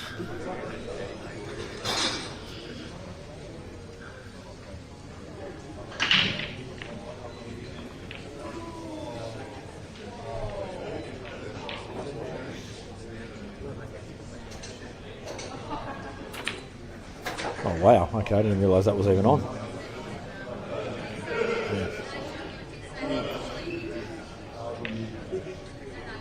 Options everywhere.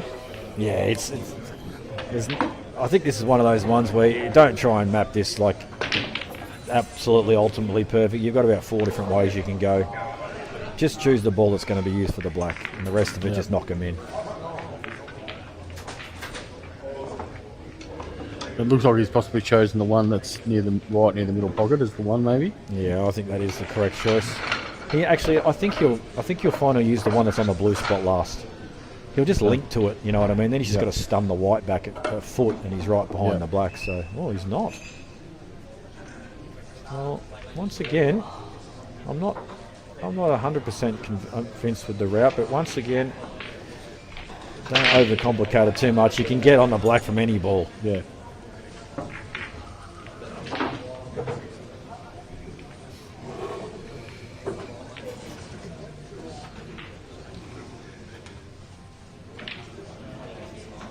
The only thing I don't like. Yeah, the only thing I don't like about this is he's going to have to move the white a little bit.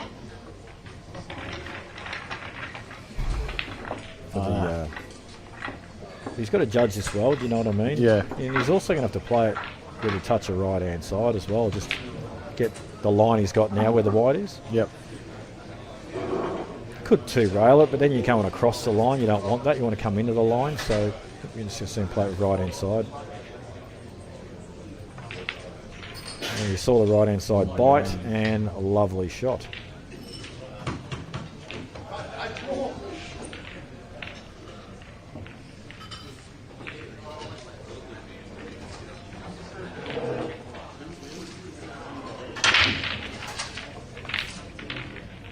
So 9-all. It's been a good match. I dare anyone to say otherwise. It's been sensational. Been some errors. There's been some good pull. It's what we like to see.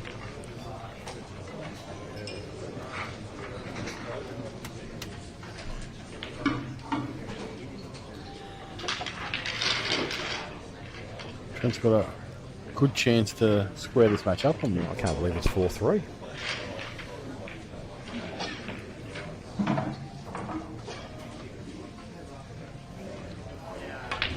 It's a massive chance.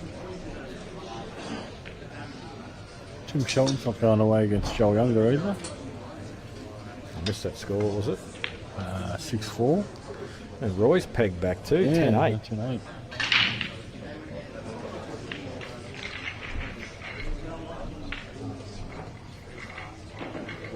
Luke Ainsley on the hill. Huge break from Ron. What a time to do it. 4 balls. Interesting though, because yellows you'd think looked the go, but the initial transition off his opening yellow is actually not easy. Yeah, you think he's going to take the one left side and be going back into that little small that cluster in the middle. Yeah, but the line's not there, is it? No. You've actually got to play it with side, so because he's coming wide of it. Yeah, you can't see him getting on the ball afterwards though, can you? That's what I mean. You need to get right on the right side, and even then, I don't think you get the middle of those yellows. So see how he plays this. If he does play to the touch of side and catches the red above the black, it's perfect.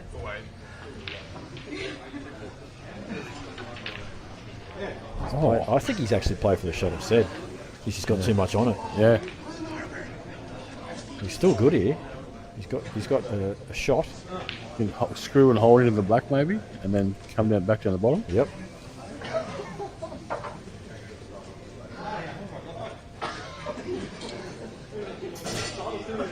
Doesn't want to catch left side. Doesn't want this sliding away from him. Fuller the better. Or Trent's just missed it straight black. Got to nail them against someone like 10.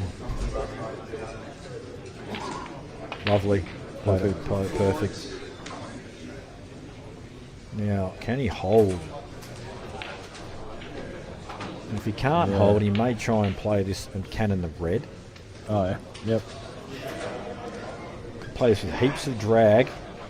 and left-hand side. And hold it to the middle of the red, straight above the badge, yeah? No, play with heaps of drag inside to try and hold for the bottom ball. Because you'll actually, if you play this with lots of drag inside, you'll kill the white almost completely. Very tricky shot to play, especially with the distance he's going to be queuing this. See, he's got a lot of queue.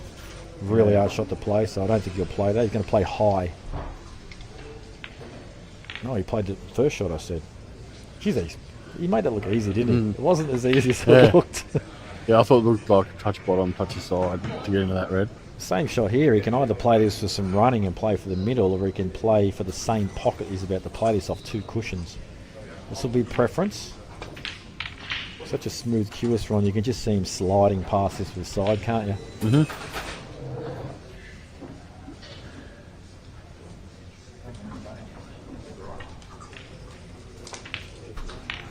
He's going to play the 2-railer. He's just got such a good cue ball, Ron. Yeah. And I'll just drop this in, run forward a touch, back in the middle.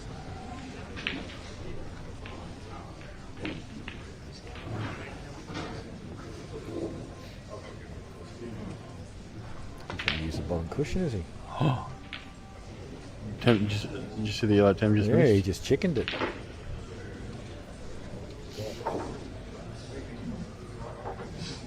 There's no way known Trent thought he was going back to the table there.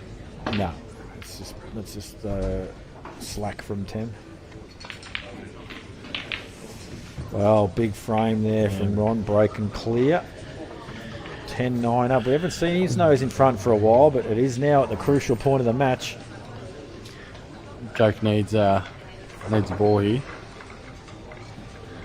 to say the least, if ever you need one. Dry breaking's not too bad early. Yeah, I hate to say this and put the moz on him, but he's a bit of a serial dry breaker at crucial frames of matches, Jake. Although he has improved it over recent times, but I remember multiple times where his breakers deserted him in these long race matches.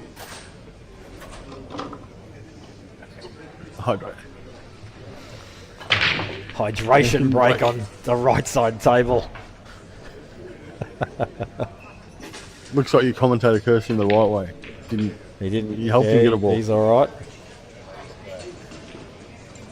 And has he got an opening? No, he's going to take yellows anyway. Actually, he goes straight in the rail ball first, and then he should be okay to have a crack at these. Yep. Although he's a bit straighter than I thought initially. He's got the ball in the middle as well. He can play straight onto the rail ball. So he's got lots of choices, but I think definitely while that red is on the right side rail there is yellows are the balls.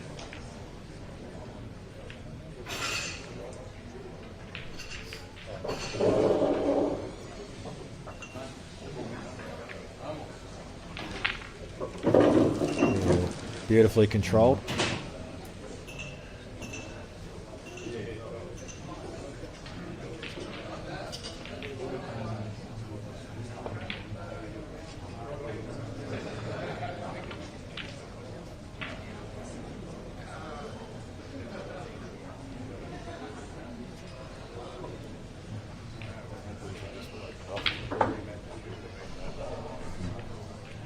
Wow.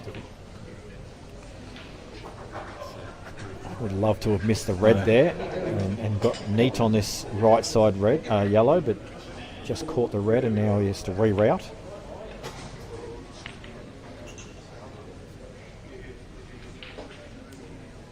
Could still flick the yellow in, but definitely thinner than he would have liked.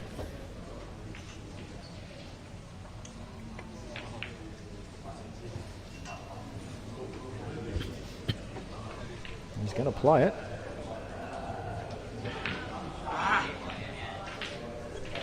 Yeah, well judged, although he has let the white get away again. I was about to say before he started this clearance, when he got the initial cannon that he controlled really well, that he needs to actually be very neat with this clearance because they don't link up great.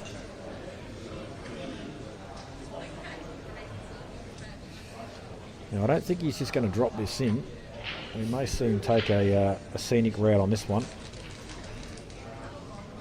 So I don't think he can hold. So I think he's going to 3 rail this. Try and pick that line. He's going to play the double. Oh no, he's gone. He went the 3 rail up, but he's missed it. And now Ron with a chance. Now initially you'd think, oh, well, it's not a great chance, but if he can get to the bottom end of this table with a line to get into this red, it's okay. And I'll tell you what. Imagine if he just played a double on the red right now and screwed to the left side of the table.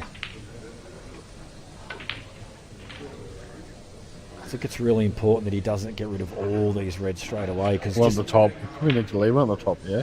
Yeah, I think so, because when you play the cannon, if you don't land on the ball that you're cannoning out, you don't have a link. Yeah.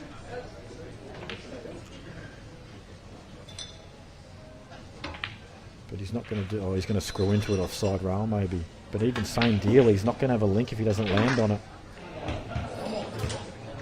He could even... You know what? He could leave it to the very last as well. He might eliminate this, then the bottom ball, then play for the cannon and play for that last, put all his eggs in one basket.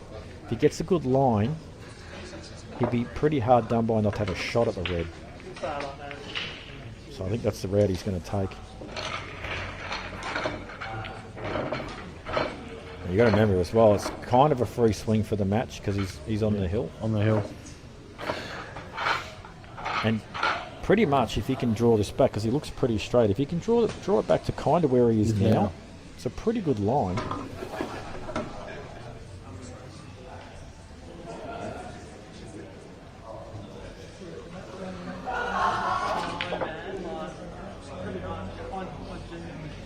So now he's actually got to play this, I think, with a bit of stun because he's higher now. He had a good line low.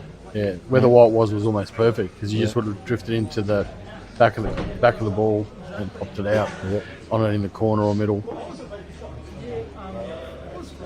Yeah, that's. Oh, is he taking the double on? Jesus, this is ballsy, isn't it?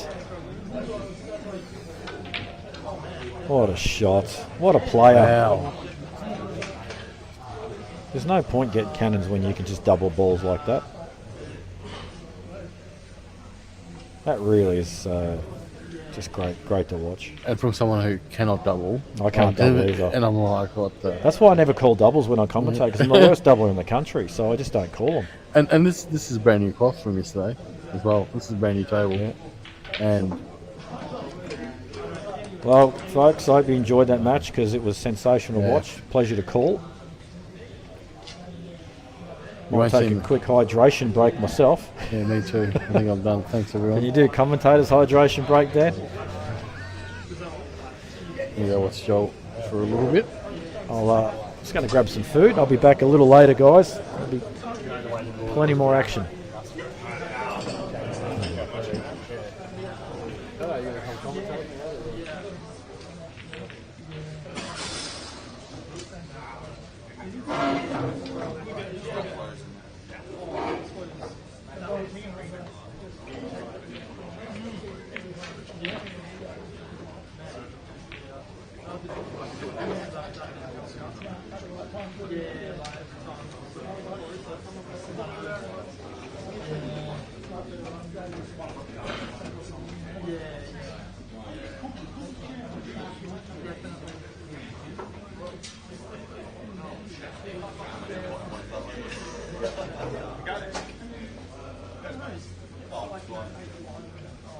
Not easily.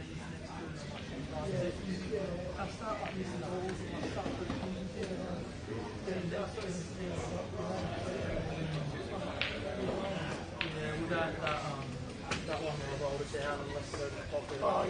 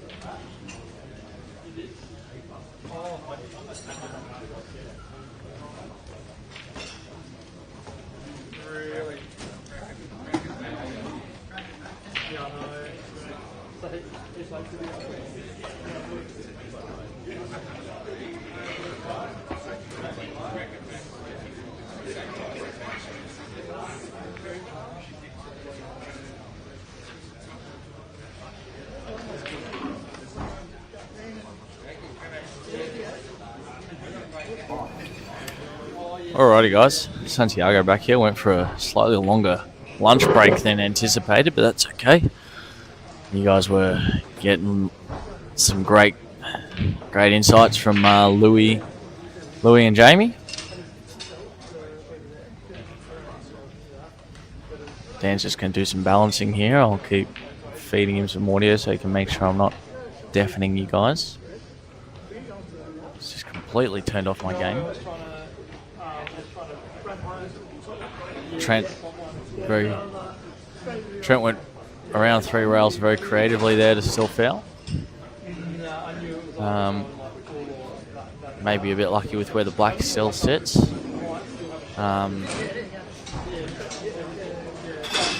But yeah, I think Tem just plays a turnover snooker here. And with ball in hand again, that's a great shot. So he gets rid of the red that would have otherwise caused some of those yellows problems. Oh well, I guess he's promoted his yellows anyways, and obviously pots the yellow that was the problem. He hasn't snookered Jamie, not Jamie, sorry. Jamie was just here. He hasn't snookered Trent, but he's left him a tough pot, which he hasn't got. Maybe second place if that yellow's covering the bag, although I do think, the red's covering the bag, although I do think the yellow will sneak in. Just a question of what Tem does with this yellow he's got tucked up with the black. I think maybe if he can play a shot to land him on that rail, then he can just play the yellow up the line and use his other yellow to snooker Trent. But instead he's just gone for this, which is a phenomenal shot. He's brought his ball out, he's potted another ball. And he had to be pretty confident of that one because he didn't leave Trent snookered.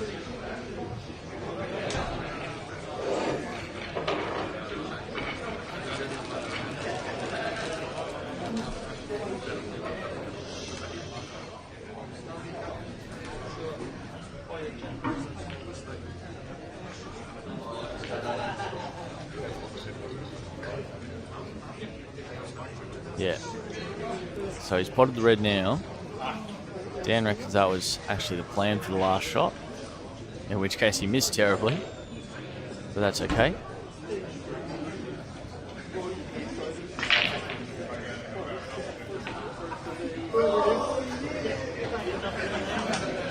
Let's see what Trent has thought up here. Oh, he's nearly kicked it up the arse and in. Oh, and he's nearly potted it with the foul. But he's gotten second place. I mean, where that black's gone and parked himself in front of the yellow. I mean, If that's not a little bit of good fortune, I don't know what is. Also, just while I got you guys here, just a huge shout out again to Smart Rack for sending us a couple of those. They've donated a couple to us for the tournament. As you might have seen, I think a couple of matches the players have been using the Smart Racks to rack their balls, and definitely a really handy little piece that just makes the little things of the game more enjoyable, and overall is something to appreciate.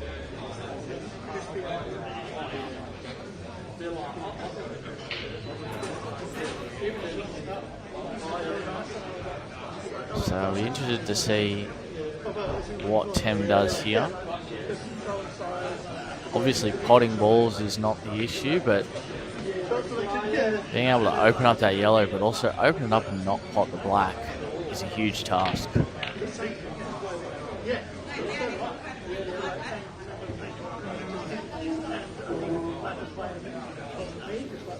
And you know what? If he was to snooker, you've got Rusty Wheeler and Jake McCartney. Sorry, guys.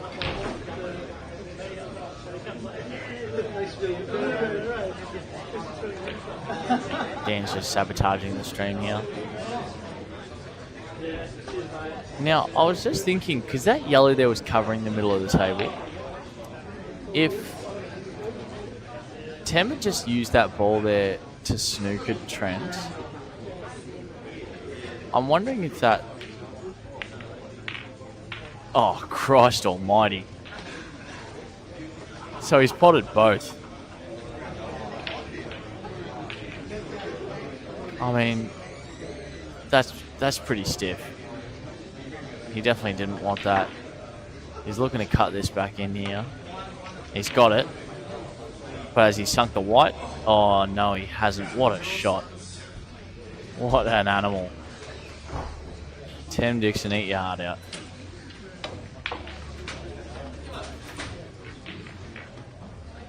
So, can't believe he's managed to pop those two balls in one shot, first of all. And then to follow it up with that cut, rattle the in off, and then finish on the black. That's pretty good.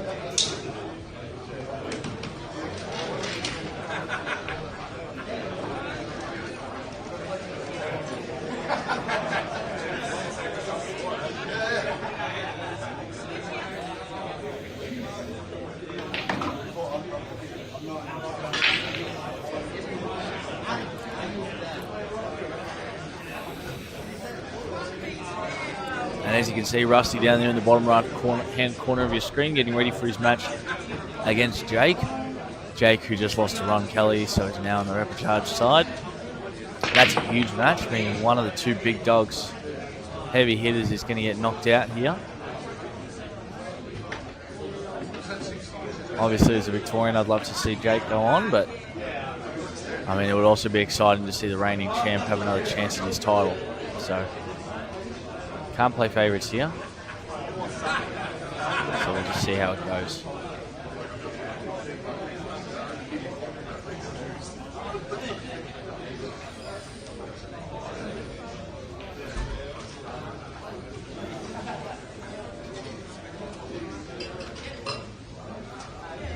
So Trent looking to take the reds here.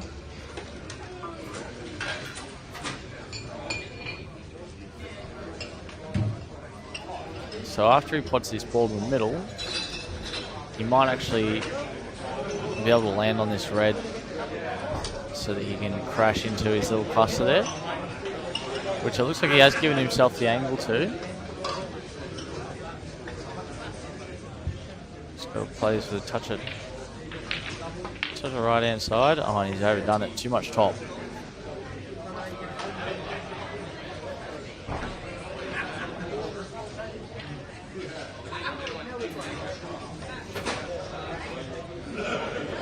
So he's okay here. He's still on the ball. And so his top red, sorry, his bottom red. Yeah, I was going to say his bottom red does go to that pocket, so good of him to identify that, and that could be a game-winning shot right there. There's an argument to be made that the rest of his balls are tap-ins. He just has to get down and get them. Playing with confidence.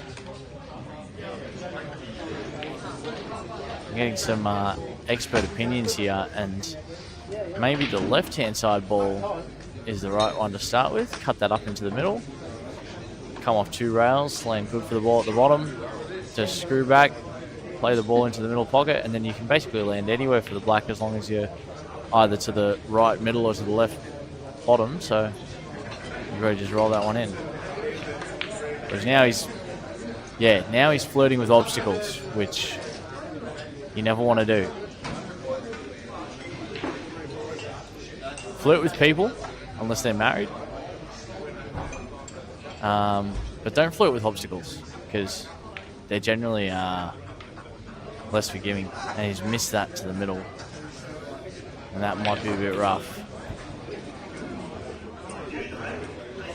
Interesting to see here now if Temujin can capitalise off this.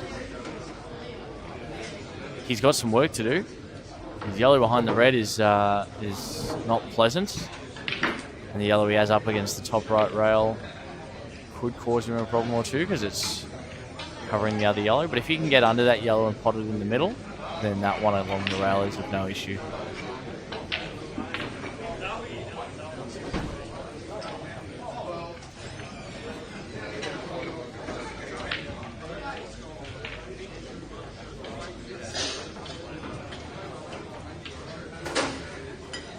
So I think he might be playing for the cut here, the cut and the turnover, or maybe just the turnover and the safety.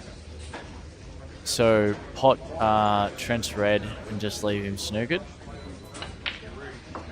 Well, that's not what he's going for. Apparently that plant was just so easy. No, I can't believe I didn't see it. That's clearly something you'd play any day of the week.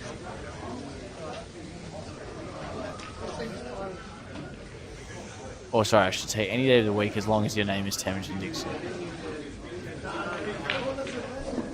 Yeah, it's a Saturday at the Slate Pro.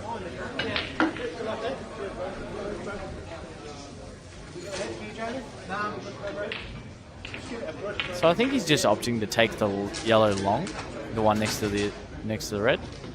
So I think he'll play this now to the corner, come up and under, maybe off 2 rails for that yellow and pot it into the right middle. Oh no, just screw straight back. That's awkward. Yeah, I think this is where the snooker comes into play. Dan's made probably a good call. So you play the turnover. Leave Trent off his red, or at least leave him awkward on it. Well, I mean, Dan said, "I'll leave him fat." I don't know if this is as fat as he could be.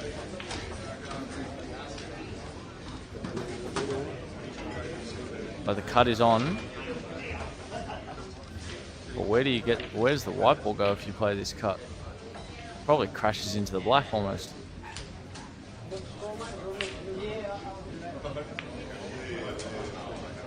And so he's played a great safety, I think.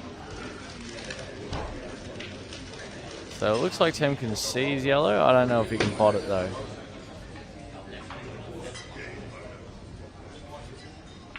Although if anybody can pot it, it's Tem. He probably can actually. Oh, he tried to pot it off the yellow. But I mean, he might have ended up with second place there. It's not, again, not fully snooker, but it's not an easy shot he's left him with. Although Dan will probably call this leaving him plumb.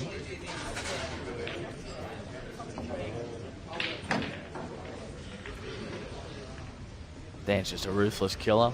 So you just cut this in and pot the black. It's that simple. And that's really unfortunate. Because Tem can just roll this yellow in. The yellow that is closest to the middle pocket is not ideal.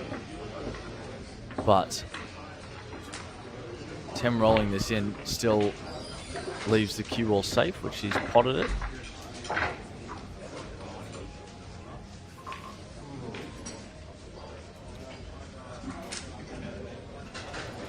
So the question here is, can he pot this yellow? And if so, where does he leave the white?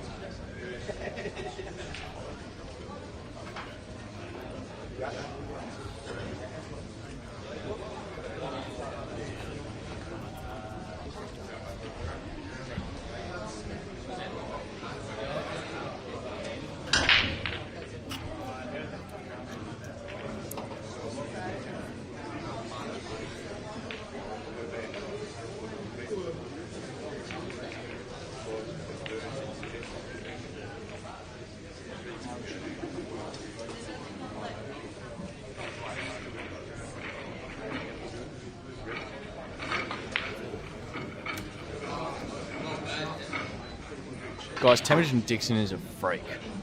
He needs to be studied in a lab. He's just rocketed that down the rail, past middle pocket,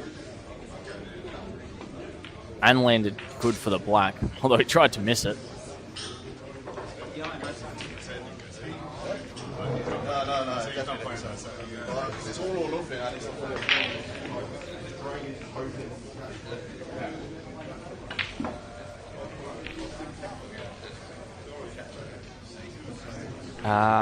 Yes, Jamie. Sorry, we didn't have the comments up for a while there. We can get you the link to the live scores.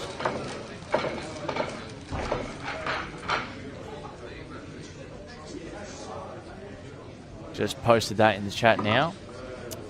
And Trent, on the next stream, or who's next on stream, we'll have Jake McCartney versus Rusty Wheeler.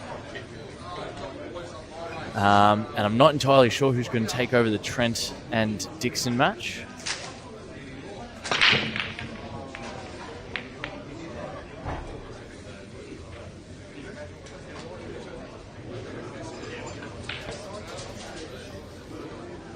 Big crack there from Tem.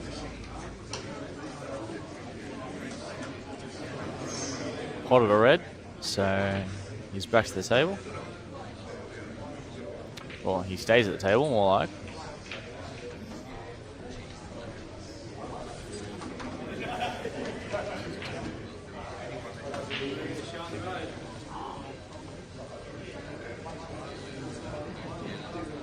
So Dan's gone ahead and actually pinned the link in the chat. So if any of you guys want to check out the pool stat scores for the whole tournament, are we able to get the banner up on this screen? We might be able to get some scores running across the top of our screen here in a minute.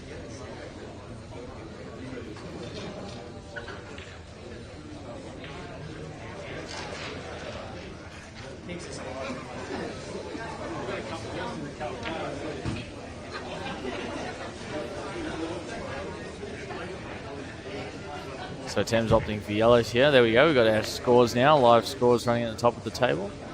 And actually, it looks like he's just telling Trent, you can open this up for us. And I mean, I don't blame him. None of the colour sets are looking that attractive, to be honest. That cluster down the bottom of the table is ugly. I'd say maybe leaning in favour of yellows, just because the yellows are holding the reds a little bit better. You've got some reds that are more out in the open, sort of less clustered, but it doesn't really mean anything if you've got ones that are also dead.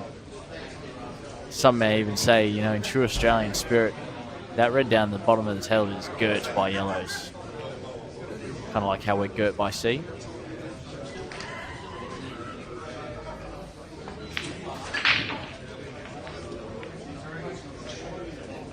And so Trent's tried to double that back into the top corner. He's missed.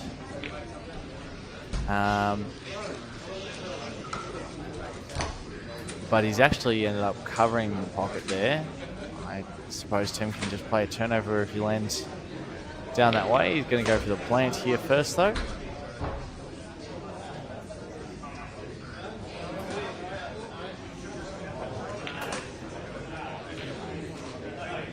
So nails that nicely.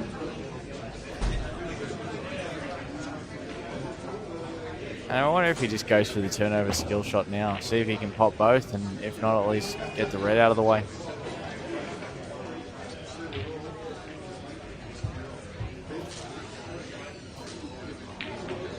So with where he's playing this on the cue ball, I think he is going for the skill shot. And either there was more angle than I realised, or I just called that completely wrong.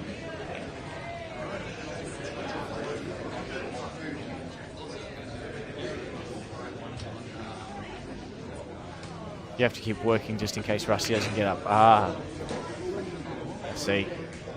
So there are ulterior motives at play here. Maybe some financial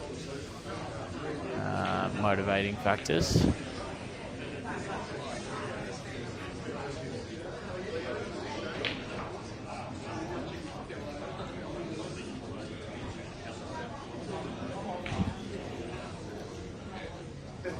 So Trent's played that plant nicely. Not sure what his plan is exactly for that red at the top of the table in the balk, but the rest of his balls go quite comfortably, so maybe he can get himself in a spot here where he can get onto that ball. Oh, or he just jaws that red.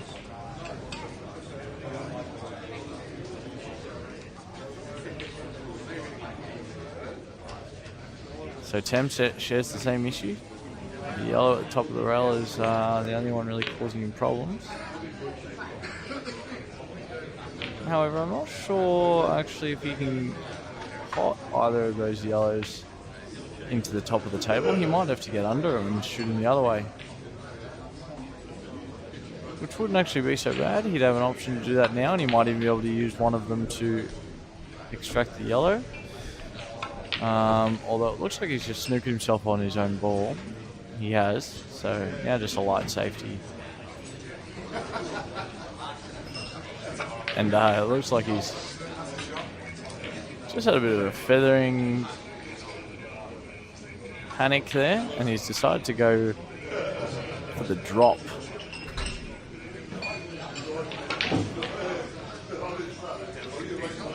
So Trent seems to be happy with that. No foul call there. And now we'll see what he can make of this.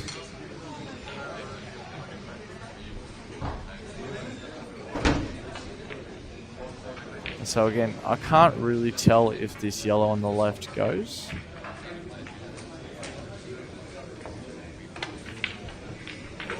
It does, guys. If any of you guys at home are wondering, it does go. And I think this might be Tem's frame.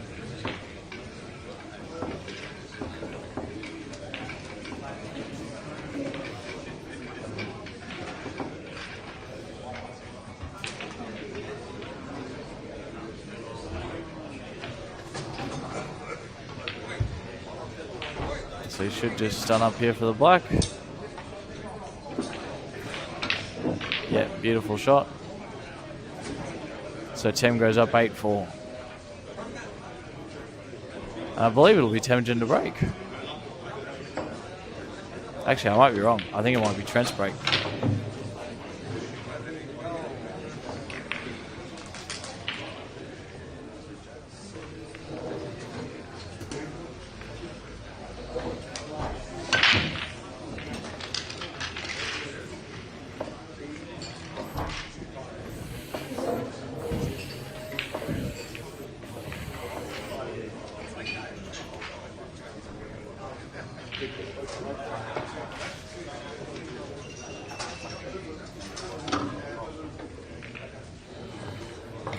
So it'll be Trent's break.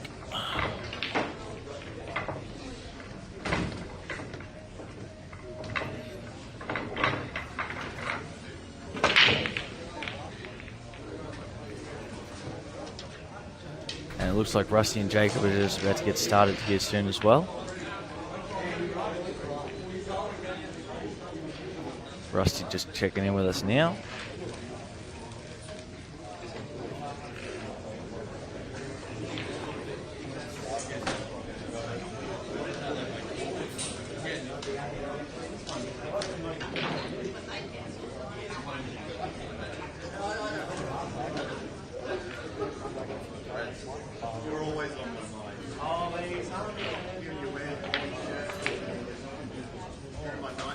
him to take the reds to open up here.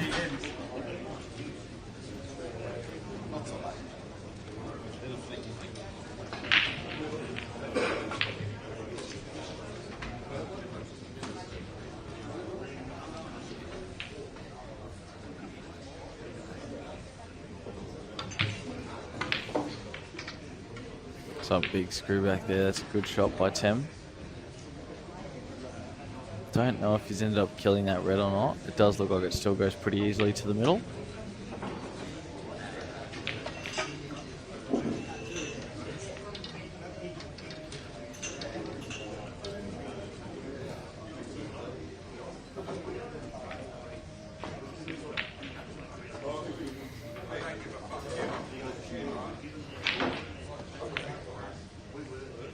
And that's a lovely shot. Expect nothing less from good old Tim.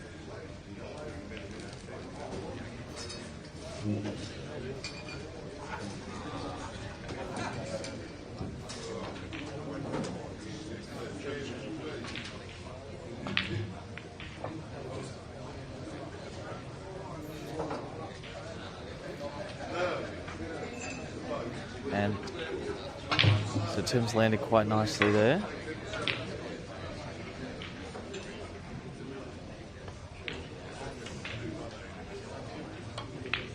And he just makes it look too easy, doesn't he?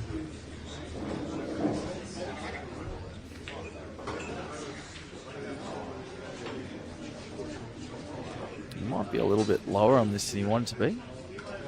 Actually, it doesn't look too bad. Should just be able to pop this in and leave himself a slight angle in this last red. Obviously, he'd rather be dead straight, but yeah, he's just taking his medicine here. Just figuring out where he's okay to be, where he's not okay.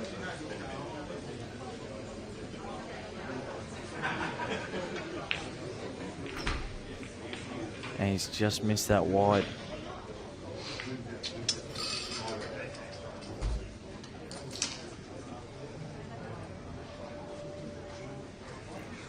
So Trent with an opportunity here to take some frame, take back some frame equity.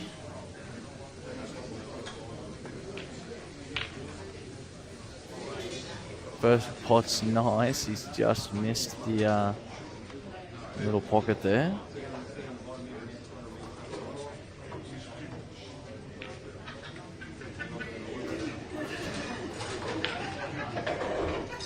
So we'll see how he maps this. These yellows are gettable from where they are. No need necessarily to play safety, but if he comes up against a shot that he's not 100% on, at least he does have a bit of a car park to land in to stay safe. He's got a nice wall of yellows and blacks there covering the red. Although in saying that, with the red almost in the pocket and Tem being who he is, you'd think that just a one-rail snooker is not enough to deter him from potting or going for that and making it. You almost need to guarantee getting off 2 rails. As Rusty wins the break on the left-hand side.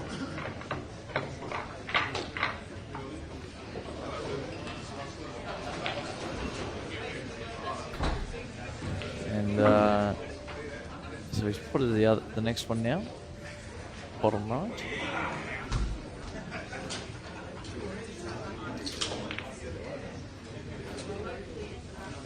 And that's a shocker. So he's missed that to the middle pocket there. And yeah, if Tim doesn't mop these up, I'll shave my head. Although that might actually make me better.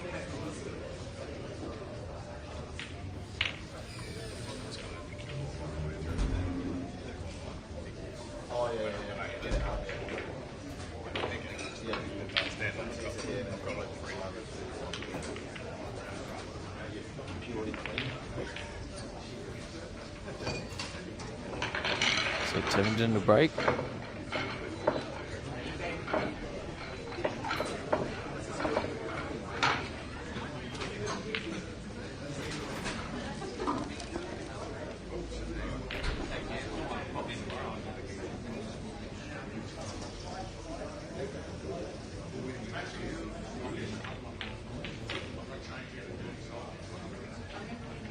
So Rusty's going for the Reds here.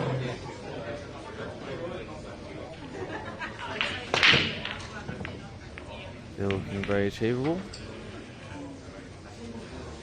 A big break from Tem, but no result. So Trent will be the first visit to the table there.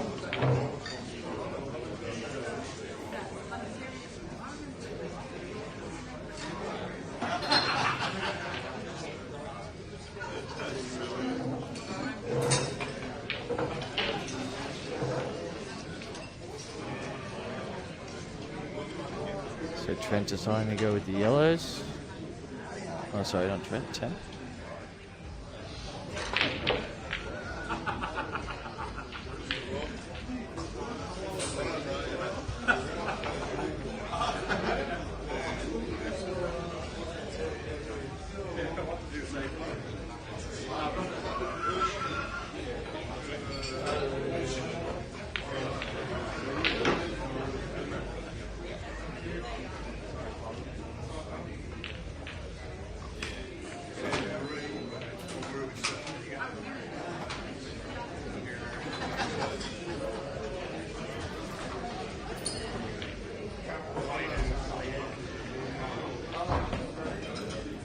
So Rusty's just fouled, as Dan's pointed out. And you'd think Jake just gets these, so that's a pretty brutal thing to do.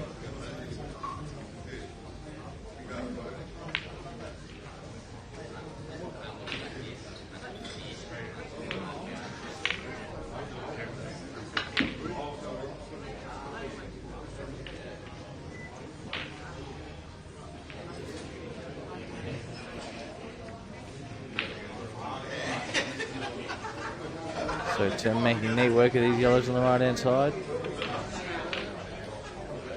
Jake, I would say, doing the same on the left.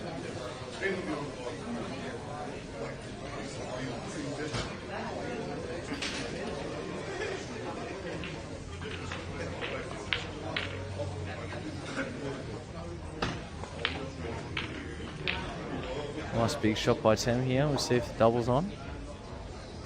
Looks like it could be. He's got to be careful not to clip that red.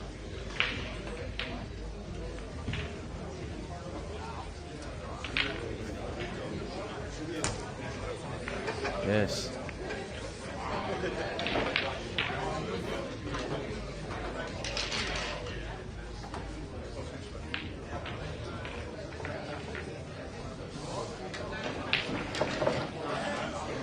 Alrighty, so 10 is up, 10-4, sorry. He's currently on right. And as I said, it looks like Jake is going to use the first frame here against Rusty.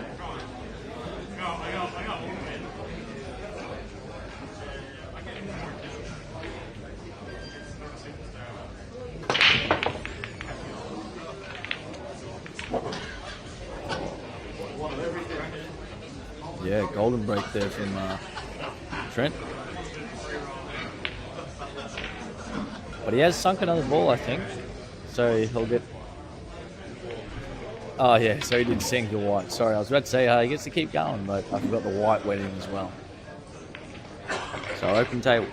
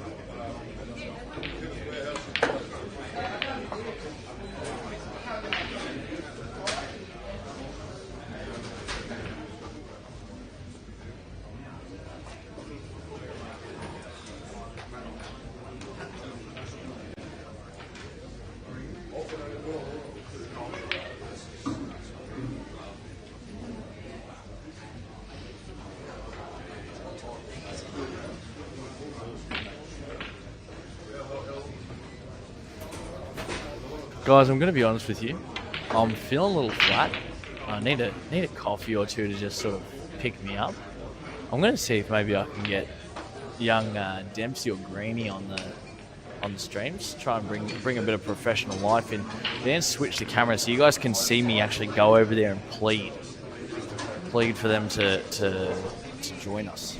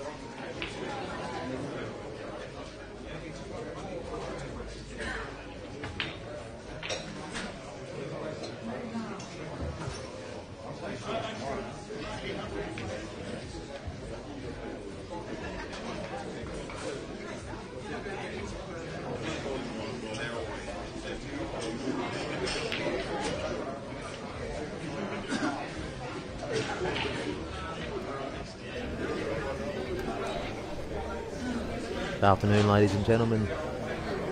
Dale Kennedy here. Coming off another beatdown off a young gun, Jack Green, 11-7. Played quite well, Greenie.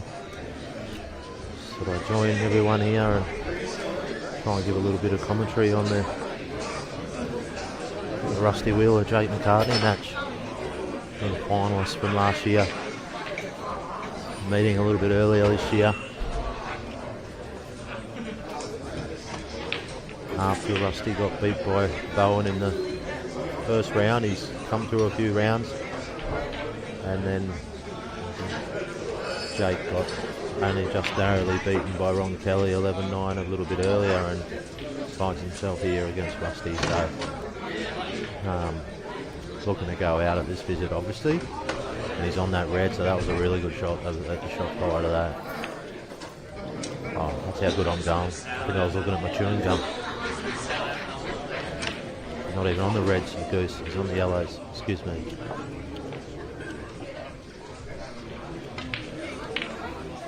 So anyway, this looks like a done thing here.